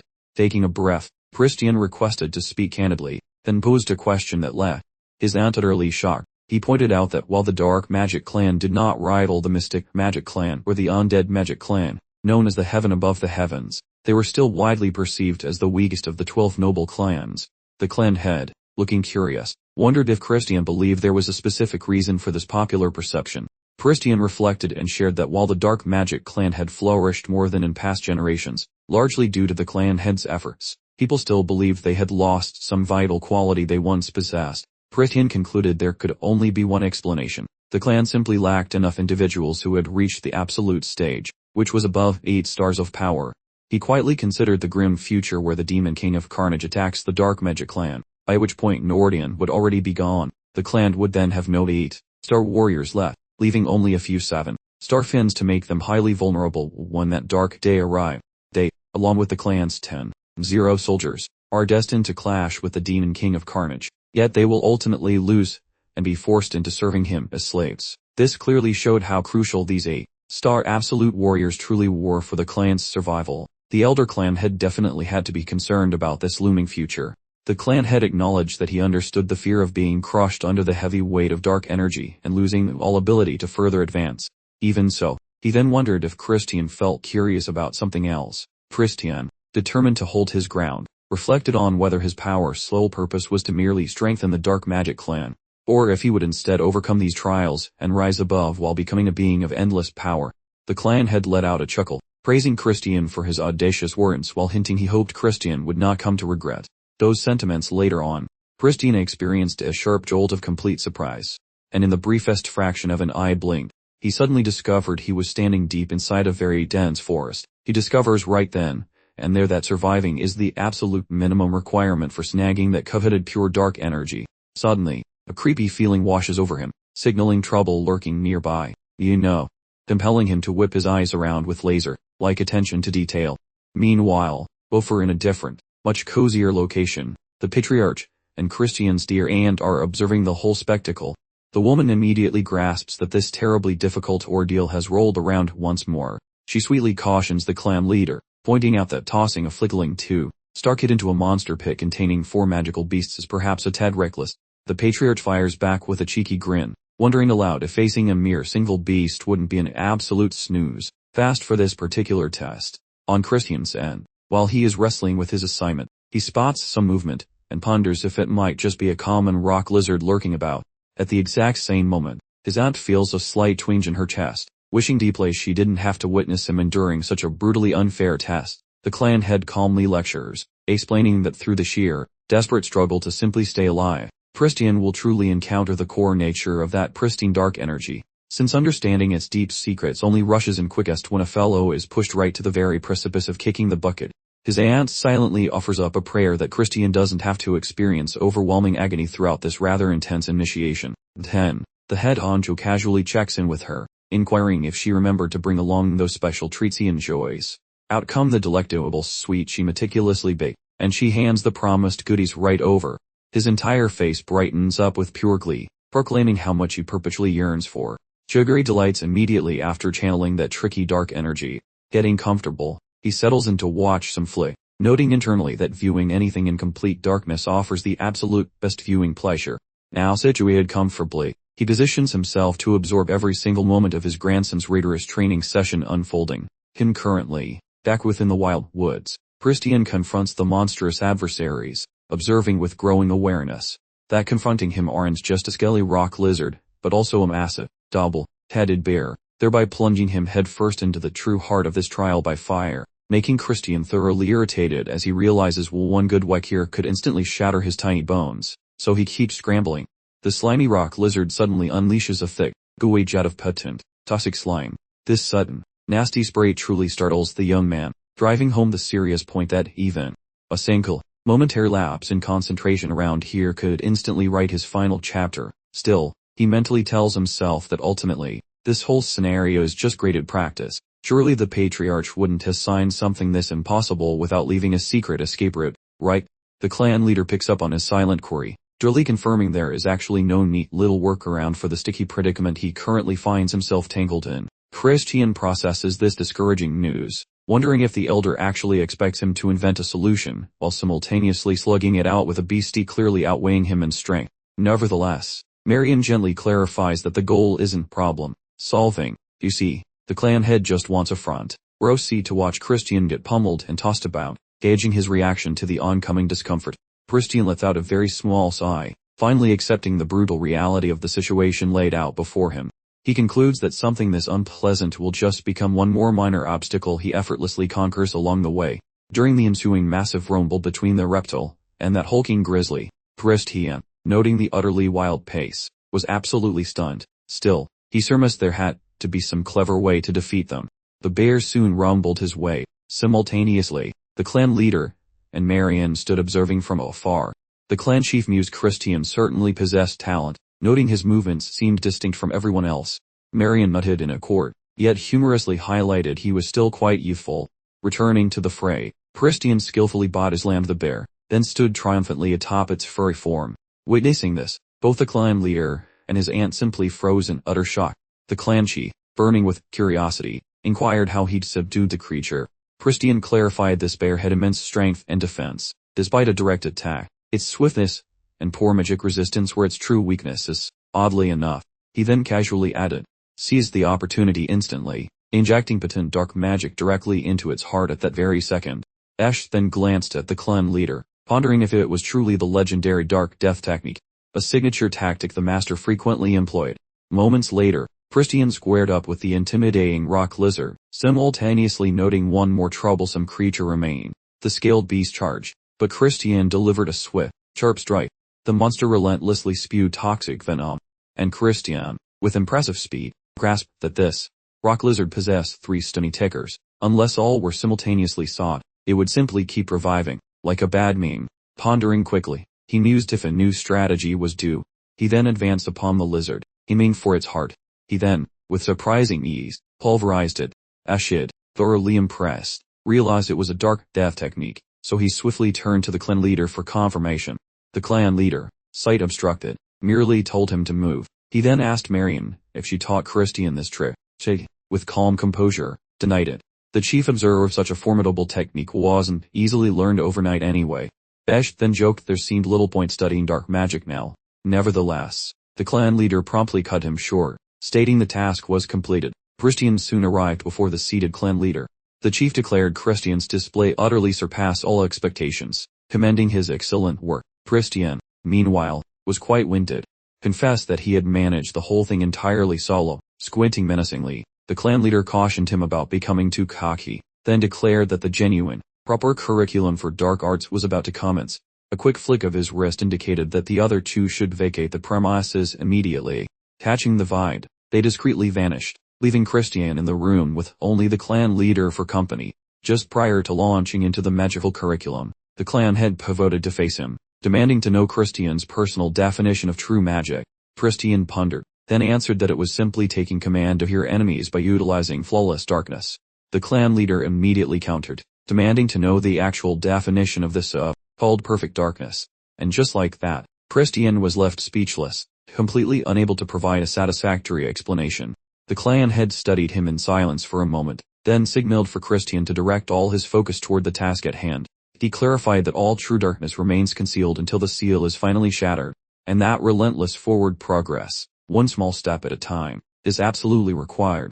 Christian listened intently, as the clan leader explained that after descending the arduous stairs, a dozen separate abyssal voids awaited him at the base. After a brief interlude, the clan head commenced chanting a complex incantation, imploring the wisdom, seeking Crow to embrace the dark arts and consume its master in eternal shadow.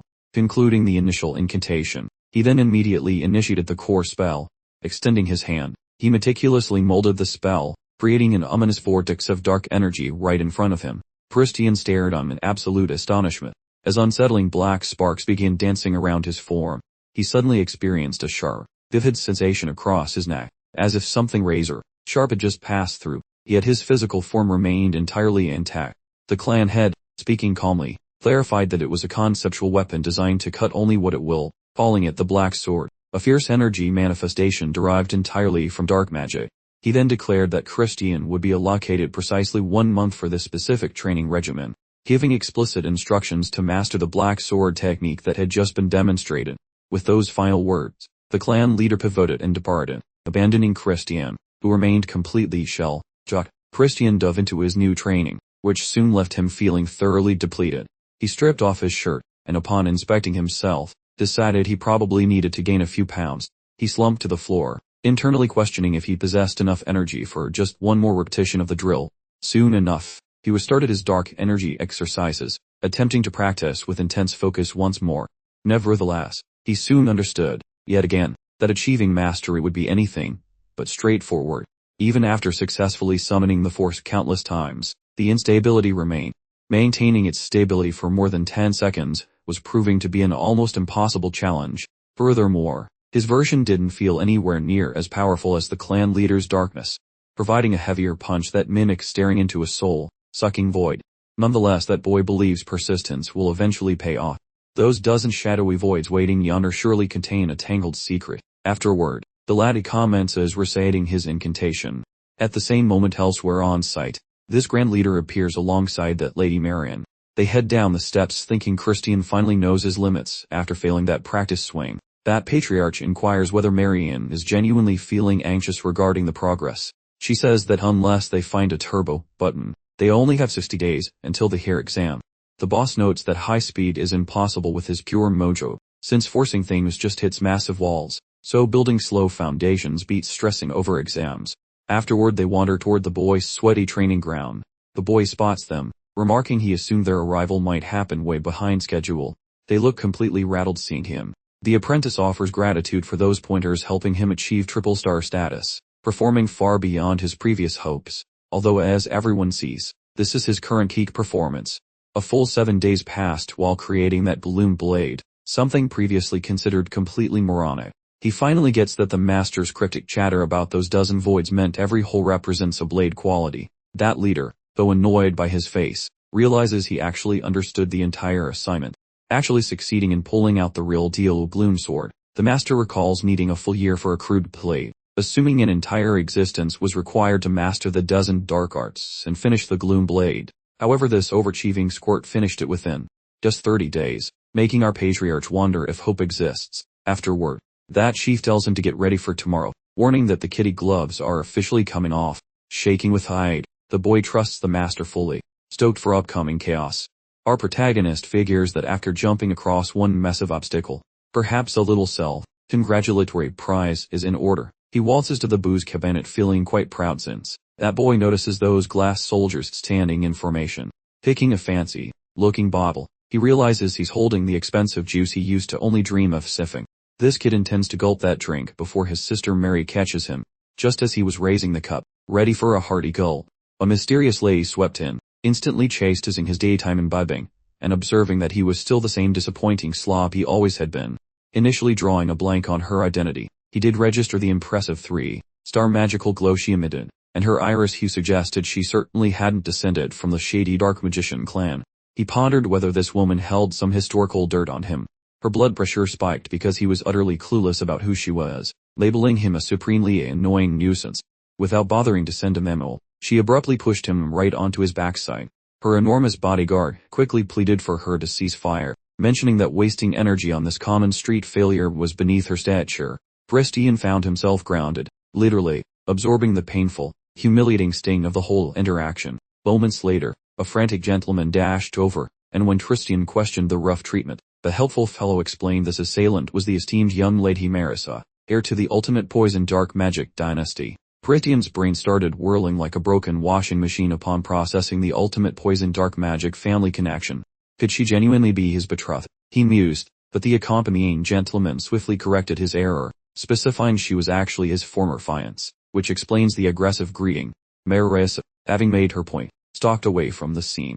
Her mind drifted backward in time to her 8-year-old self, sitting miserably in a beautiful garden, utterly dying of boredom. She had figured everyone would naturally flock to her amazing brother regardless, making her deeply confused as to why her dear old dad dragged her to this tedious dark mage social gathering in the first place. Simultaneously, an attendee spotted the girl and began speculating loudly if she might be the unfortunate love child from an illicit, unblessed union.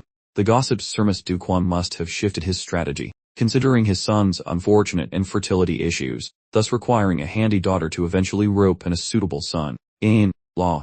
Just then, Christian strolled over, acting like a friendly puppy, and inquired why she was suffering in isolation. Instantly annoyed by the patronizing tone, she loudly declared that she wasn't a mere child, she was the formidable Marissa. He introduced himself properly, prompting her to silently investigate whether this young man was indeed the offspring of Baron Khazar. He then offered some solid, slightly wicked advice, telling her to ignore the boring grown-ups because she could always exact delicious revenge once she achieved adult status. Taking his counsel to heart, she made a silent, steely vow that she would carry out the threat to the letter. She determined she would become the most powerful dark mage ever known, thereby completely obliterating the self-importance of anyone who dared to disrespect her. Christian admitted her grim determination was highly entertaining. She promptly confirmed that exhibiting this level of ambition was simply standard operating procedure for a respectable dark mage lineage. He sagely noted that given her grand plans for ultimate power, it seemed strategically brilliant for him to remain firmly in her favor. Extending his hand with a confident gesture, He offered his services as a personal tour guide for the intimidating Dark Mage estate. Initially, she experienced a moment of considerable indecision, yet she chose to accept his offer and happily followed her new court. Presently, Marissa forcefully suppressed the old recollection, even though the remnants of the incident caused a subtle, uncomfortable throb in her heart. Regardless of the fact that their previous engagement was solely a political maneuver to keep the rival families from throttling one another, insomnia plagued her as she pondered if their hypothetical future involved fewer arguments and more snacks. Fortunately, she abandoned her career as a total sucker and gained actual logic. Subsequently, dragging her weary bones from the sheets, she prepares to encounter the fancy Viscount Langham. The man greets her politely while fishing for the reason behind her sudden appearance. She mentions that a shiny magical antique popped up right in the middle of their shared lawn. The aristocrat concurs and questions how that toxic wizard clan intends to manage this mess, specifically since those folks hogged every prior prize, and probably loathe sharing. Marissa declares that surrendering is for cowards, noting those shadow wizards would definitely remain just as stubborn if their roles flip.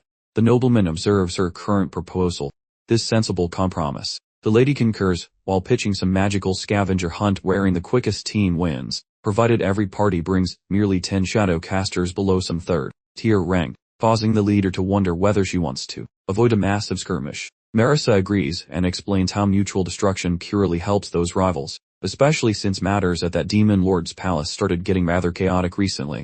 Langham accepts her terms yet decides to mention a sneaky bonus requirement that triggers Marissa's suspicions. The gentleman clarifies that should her toxic kin cheat, his shadow wielders will automatically seize this current prize plus that previous discovery as a fine. Marissa demands a specific definition for foul play, so he clarifies that his concern involves any dirty tricks like sabotaging his crew, mostly because her toxic family is famous for setting sneaky traps and generally being massive nuisances. She promises to behave and refrains from crossing her fingers, while agreeing to his annoying extra requirement. That noble gestures and wonders if she intends to baby-sit that toxic expedition group herself, which the lady says she absolutely plans to do. That man comments that he finally gets a front row seat to witness whether the legendary poison lady is actually scary or just hype. Marissa informs him that when the hunting begins, she will be fully prepared to greet his shadow-loving squad with a smirk. Once they finished, the gentleman stands and wanders over to his chessboard. While sliding the wooden kings around, he plots various ways to make Marissa look silly. Right then, the man decides this little outdoor adventure shall be a thrilling roller coaster of anxiety. 60 days vanish into thin air as the weather decides to change its wardrobe. Throughout this time, Christian works out like a madman while observing that everyone else is acting increasingly weird. Certain folks behave strangely while juggling secret baggage from their previous incarnations. The unfortunate losers from the tournaments start vanishing into the void without a single goodbye. Wary as those green-eyed monsters begin hiding in dark corners to sharpen their blades awaiting a sneaky strike when the timing is perfect. A handful of clever people start tiptoeing around, obviously plotting their next big moves for the future. And, eventually, our protagonist relocates into that noble's posh path, where a boss soon rolls inside alongside his crew, declaring how it is officially showtime regarding every soul present for showcasing actual talent, which triggers an immediate reaction. Our hero decides on flexing right then, whipping a blade around using such spicy precision plus raw power until the entire peanut gallery realizes he represents no longer merely some clumsy beginner. Not far away, the rival watches using white eyes, and the instant that steel flashes, his brain starts screaming regarding that legendary, gloomy blade he heard about. This display shuts him up completely, since he cannot fathom such a new power level, while our lead scans those weirdly twisted faces among the audience, realizing his sword dance definitely rattled some cages, and made everyone sweat. Suddenly, a mental alert pings regarding the chief's warning to never show the old man a blade's full scary potential, or else that leader would assign even deadlier chores, while remembering a rule about not bragging regarding his extra loot. So these cautions bounce around his skull as he realizes he actually sandbagged his performance. Yet seeing the boss look like he saw a ghost provides a delicious little ego boost, especially since he wooed the crowd while keeping his real trump cards tucked away. After squinting at the display, the noble makes up his mind, giving a stern nod to validate those skills before declaring how second, much spookier trial is now commencing. The patriarch outlines a strategy regarding dispatching hired guns for snagging some relic across unclaimed territory, noting how those venomous sorcery geeks are also lurking nearby, while promising that provided our protagonist contributes, he eventually receives an official title. Upon hearing those details, The lad thinks this quest sounds like a total cakewalk, assuming he could probably solo the whole thing using one hand tied back, but right as his ego inflates, the boss bursts his bubble by barking an order for him to tag along with the Royal Lady's elite squad for the duration of the trip. Those words hit the room like a wet fish, leaving everyone gasping. While the leader mentions this was originally the other guy's job, making the switch an even bigger flex for our protagonist. Our hero feels momentarily floored, but he pulls his jaw off the floor fast, nutting his agreement to those commands without a single whine. Momentarily, the lead departs the chamber, trailed by his clanking armored nannies. Over in the corner, the rival whines toward a dear old dad, worrying how the newbie might screw up that plan similar to before. The father just keeps his cool, telling the boy to relax because everything is totally under control and moving along. Things are going exactly as scripted, advising the son to stay frosty for his own big debut, yet that weirdly chill vibe from his parent gives the kid a major case of the creeps. By dawn, the hero trots away with a brain full of static, feeling the seeds of worry starting to sprout in his mind, suspecting that the old man might have handed him a one-way ticket to the afterlife, which keeps him chewing on the details of the job while feeling a persistent, itchy sense of dread. Suddenly, he recalls the boss mentioning how the specific suicide mission was actually built with the other brother in mind. This makes the guy question the actual history books, knowing the rival was the intended heir back then, yet he cannot recall a single mention of that dude during the big war, which creates a massive, worrying hole in his memory while he keeps moving. The talking pup chimes in with a smirk, offering the real tea regarding the situation as long as those scritches and belly rubs keep coming. Though annoyed at the canine blackmail, the hero caves in, desperate to know what the heck is actually going on. That furball starts dishing dirt on some classified artifact disaster, an intense alley scrap involving shadow wizards versus the Vemus magic crew whose details remain strictly off the record. According to the mutt, the hunt for the shiny prize resulted in the entire Shadow clan getting absolutely deleted from existence. Even though the Venom squad got thrashed pretty hard too, both groups decided to sweep the whole bloody mess under the rug forever. Crucially, the furball explains how this specific mess was the tiny spark that eventually blew up into a world-ending catastrophe.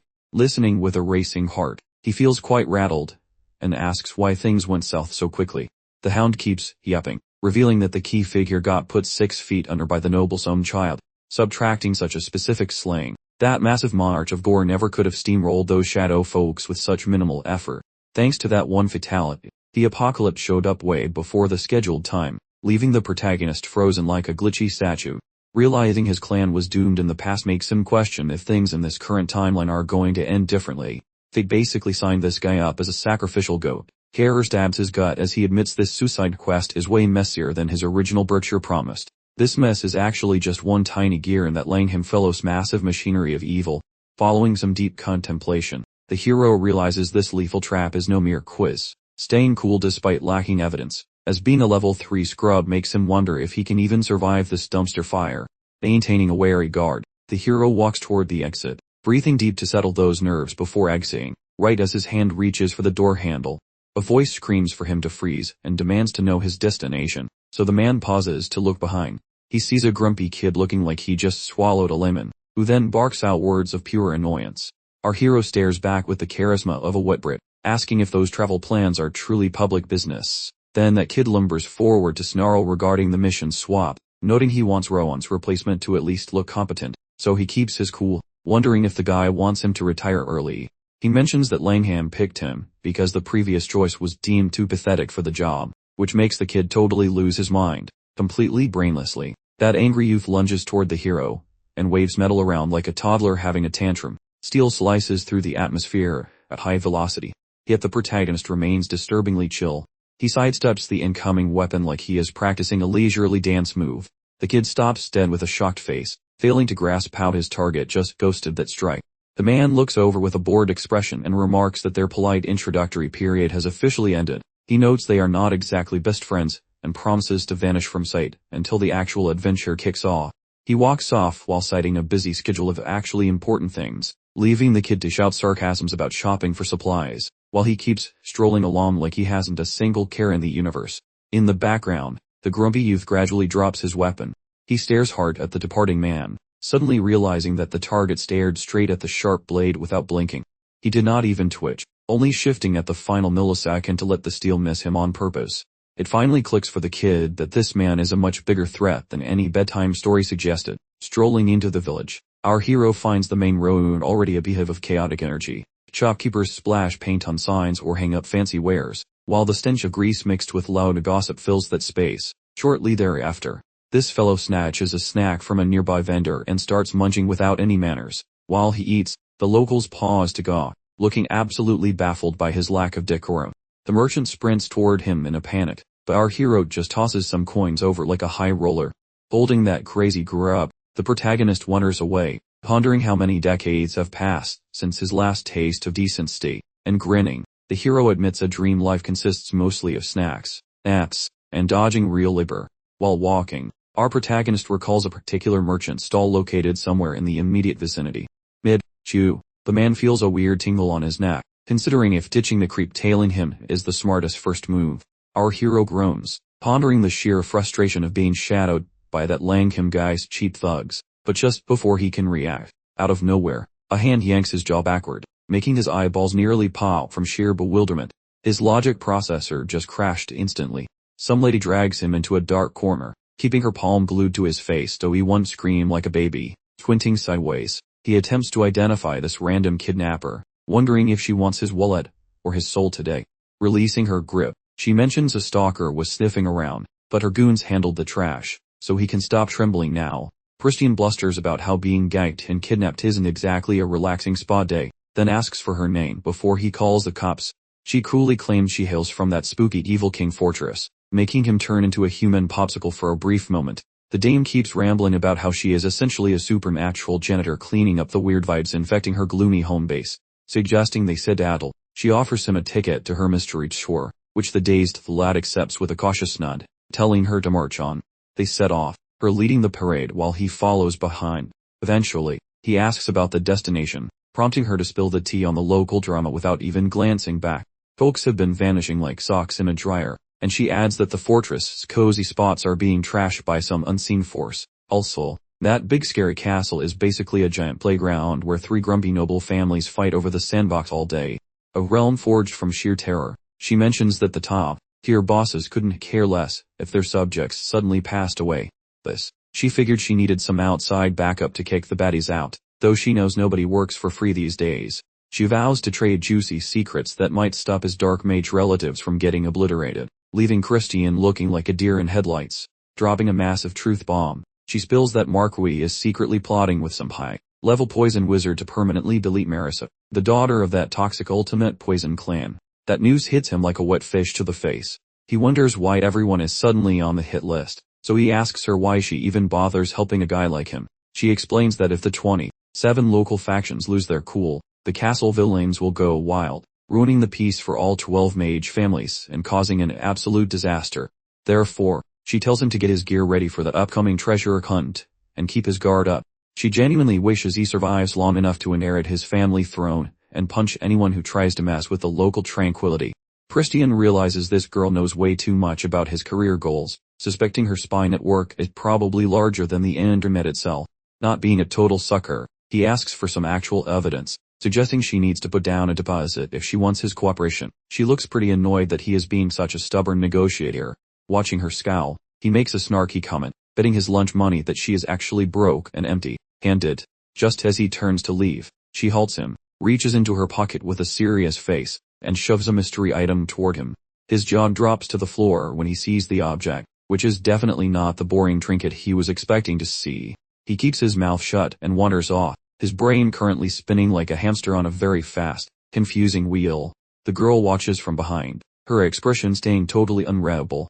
Afterward, she checks her reflection and mumbles to the thin air, looking quite lonely. Contemplating why revealing her hideous inner gremlin to Christian is off the table. An ugly beast nearby grunts that safety comes first, because if Christian spills her name during a crisis, everything explodes into a massive dumpster fire.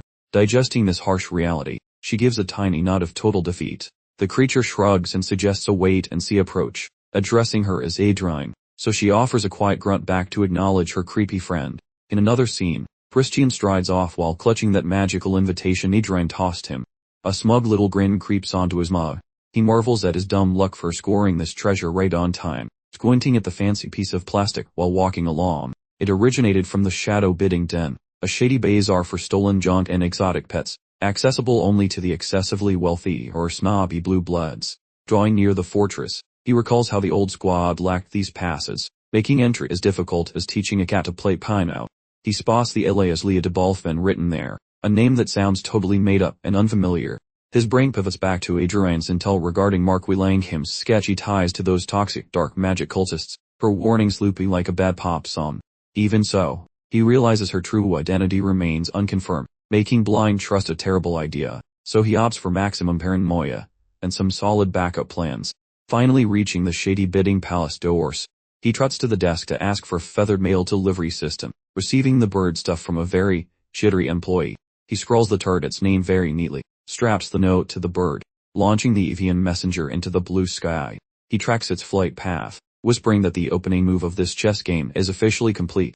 Inhaling deeply, he questions if the hour has come to face that annoying fellow at last. Stepping inside the grand foyer, at last, a grumpy bouncer blocks the path with folded arms, barking that peasants aren't welcome, and he should beat it before things get messy. Reaching out, Christian flashes the shiny golden ticket like a total boss. Seeing the plastic, the guard's face turns pale as a ghost, as he starts stuttering apologies like a broken record. Clearly, he possesses the super fancy pass, causing the entire floor staff to bow down like he's royalty. Entering the cavernous auction room eventually, he spots a massive swarm of rich folks already mingling. Suddenly, a confused dude walks up, asking if he is actually the legendary Lady Leah de Balfen. He coolly states he is her for the moment, wondering if there is some kind of problem here. Despite the guy squinting at him, because his voice is deep enough to vibrate the floor, he claims everything is perfectly fine.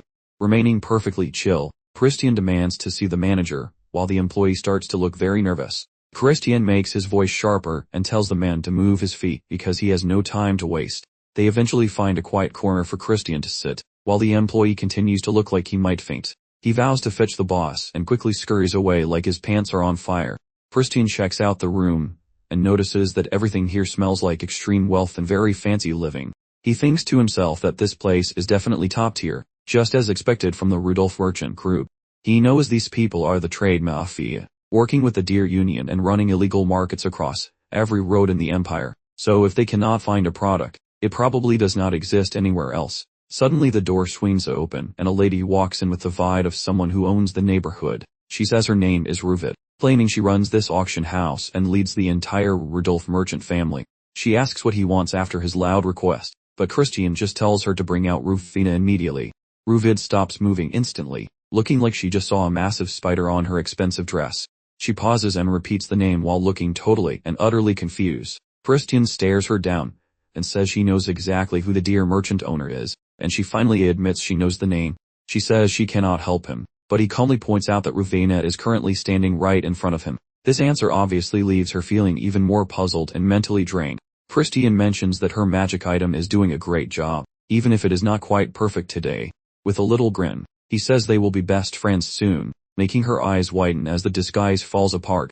Her true face starts showing through the cracks, and she looks like she just got caught stealing cookies. She shrieks, wanting to know how he saw through her top tier camouflage. Christian, staying cool and totally relaxed, thinks about his chaotic previous life.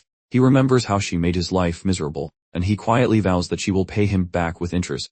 He starts making fun of her, saying she is hiding behind a cheap magic toy that has terrible hiding skills. He laughs and tells her that her face is too big for the spell to cover, making her scream that the magic could never fail. Christian is laughing inside because he is totally lying about the quality, but he keeps teasing her about her head size, until she gets absolutely furious. She argues that her head is perfectly normal and calls him a complete fraud, guessing he is some famous troublemaker in the Dark Empire. She tells him off, reminding him that he used to fake aid for a private club, so he should stop acting so proud. Christian raises an eyebrow and asks who is really in trouble, threatening to tell everyone a union boss is doing shady business here. Her confidence starts to melt away, so she changes her attitude and asks him what he is actually looking for. He just gives a wide, knowing grin. Pretty soon the lady presents a pile of sparkly rocks, fancy trinkets, and weirdly expensive materials. He takes the goods happily, while she prepares more junk. Christian grins like a bandit because he finally has the bits for his secret drug hobby. He cheers loudly about how this hard effort stops things from going kaboom. He tells himself that, while this haul won't turn him into a god, it can definitely mess up a few backup plans Marquis Langham has hit. With that, the hero strolls out of the overpriced bidding room. He wanders past the place where sweaty men hit each other.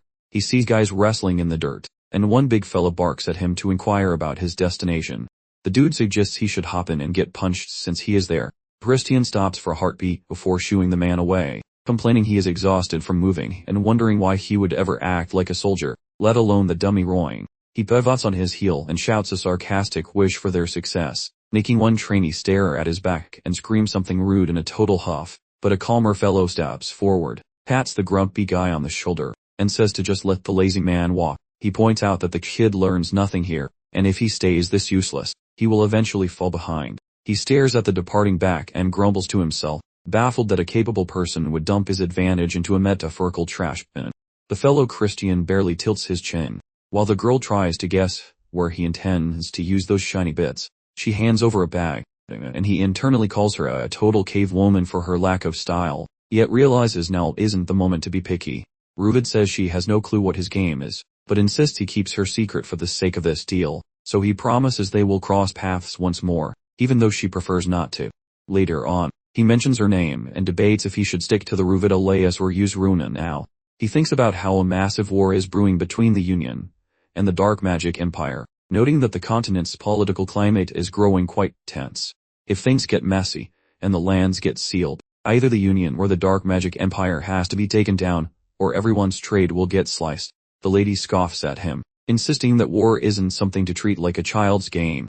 But he pushes back, mentioning that the rumors leaking from the capital lately don't sound that far-fetched. She shuts up when it hits her that the tension in the capital is real, since many noble houses are pushing for war. She asks why he is spilling the tea, and wonders if he actually thinks a simple merchant can stop a whole continent from fighting. Christian, acting cool, suggests she could just sponsor him so he can shape a future where the fighting doesn't happen.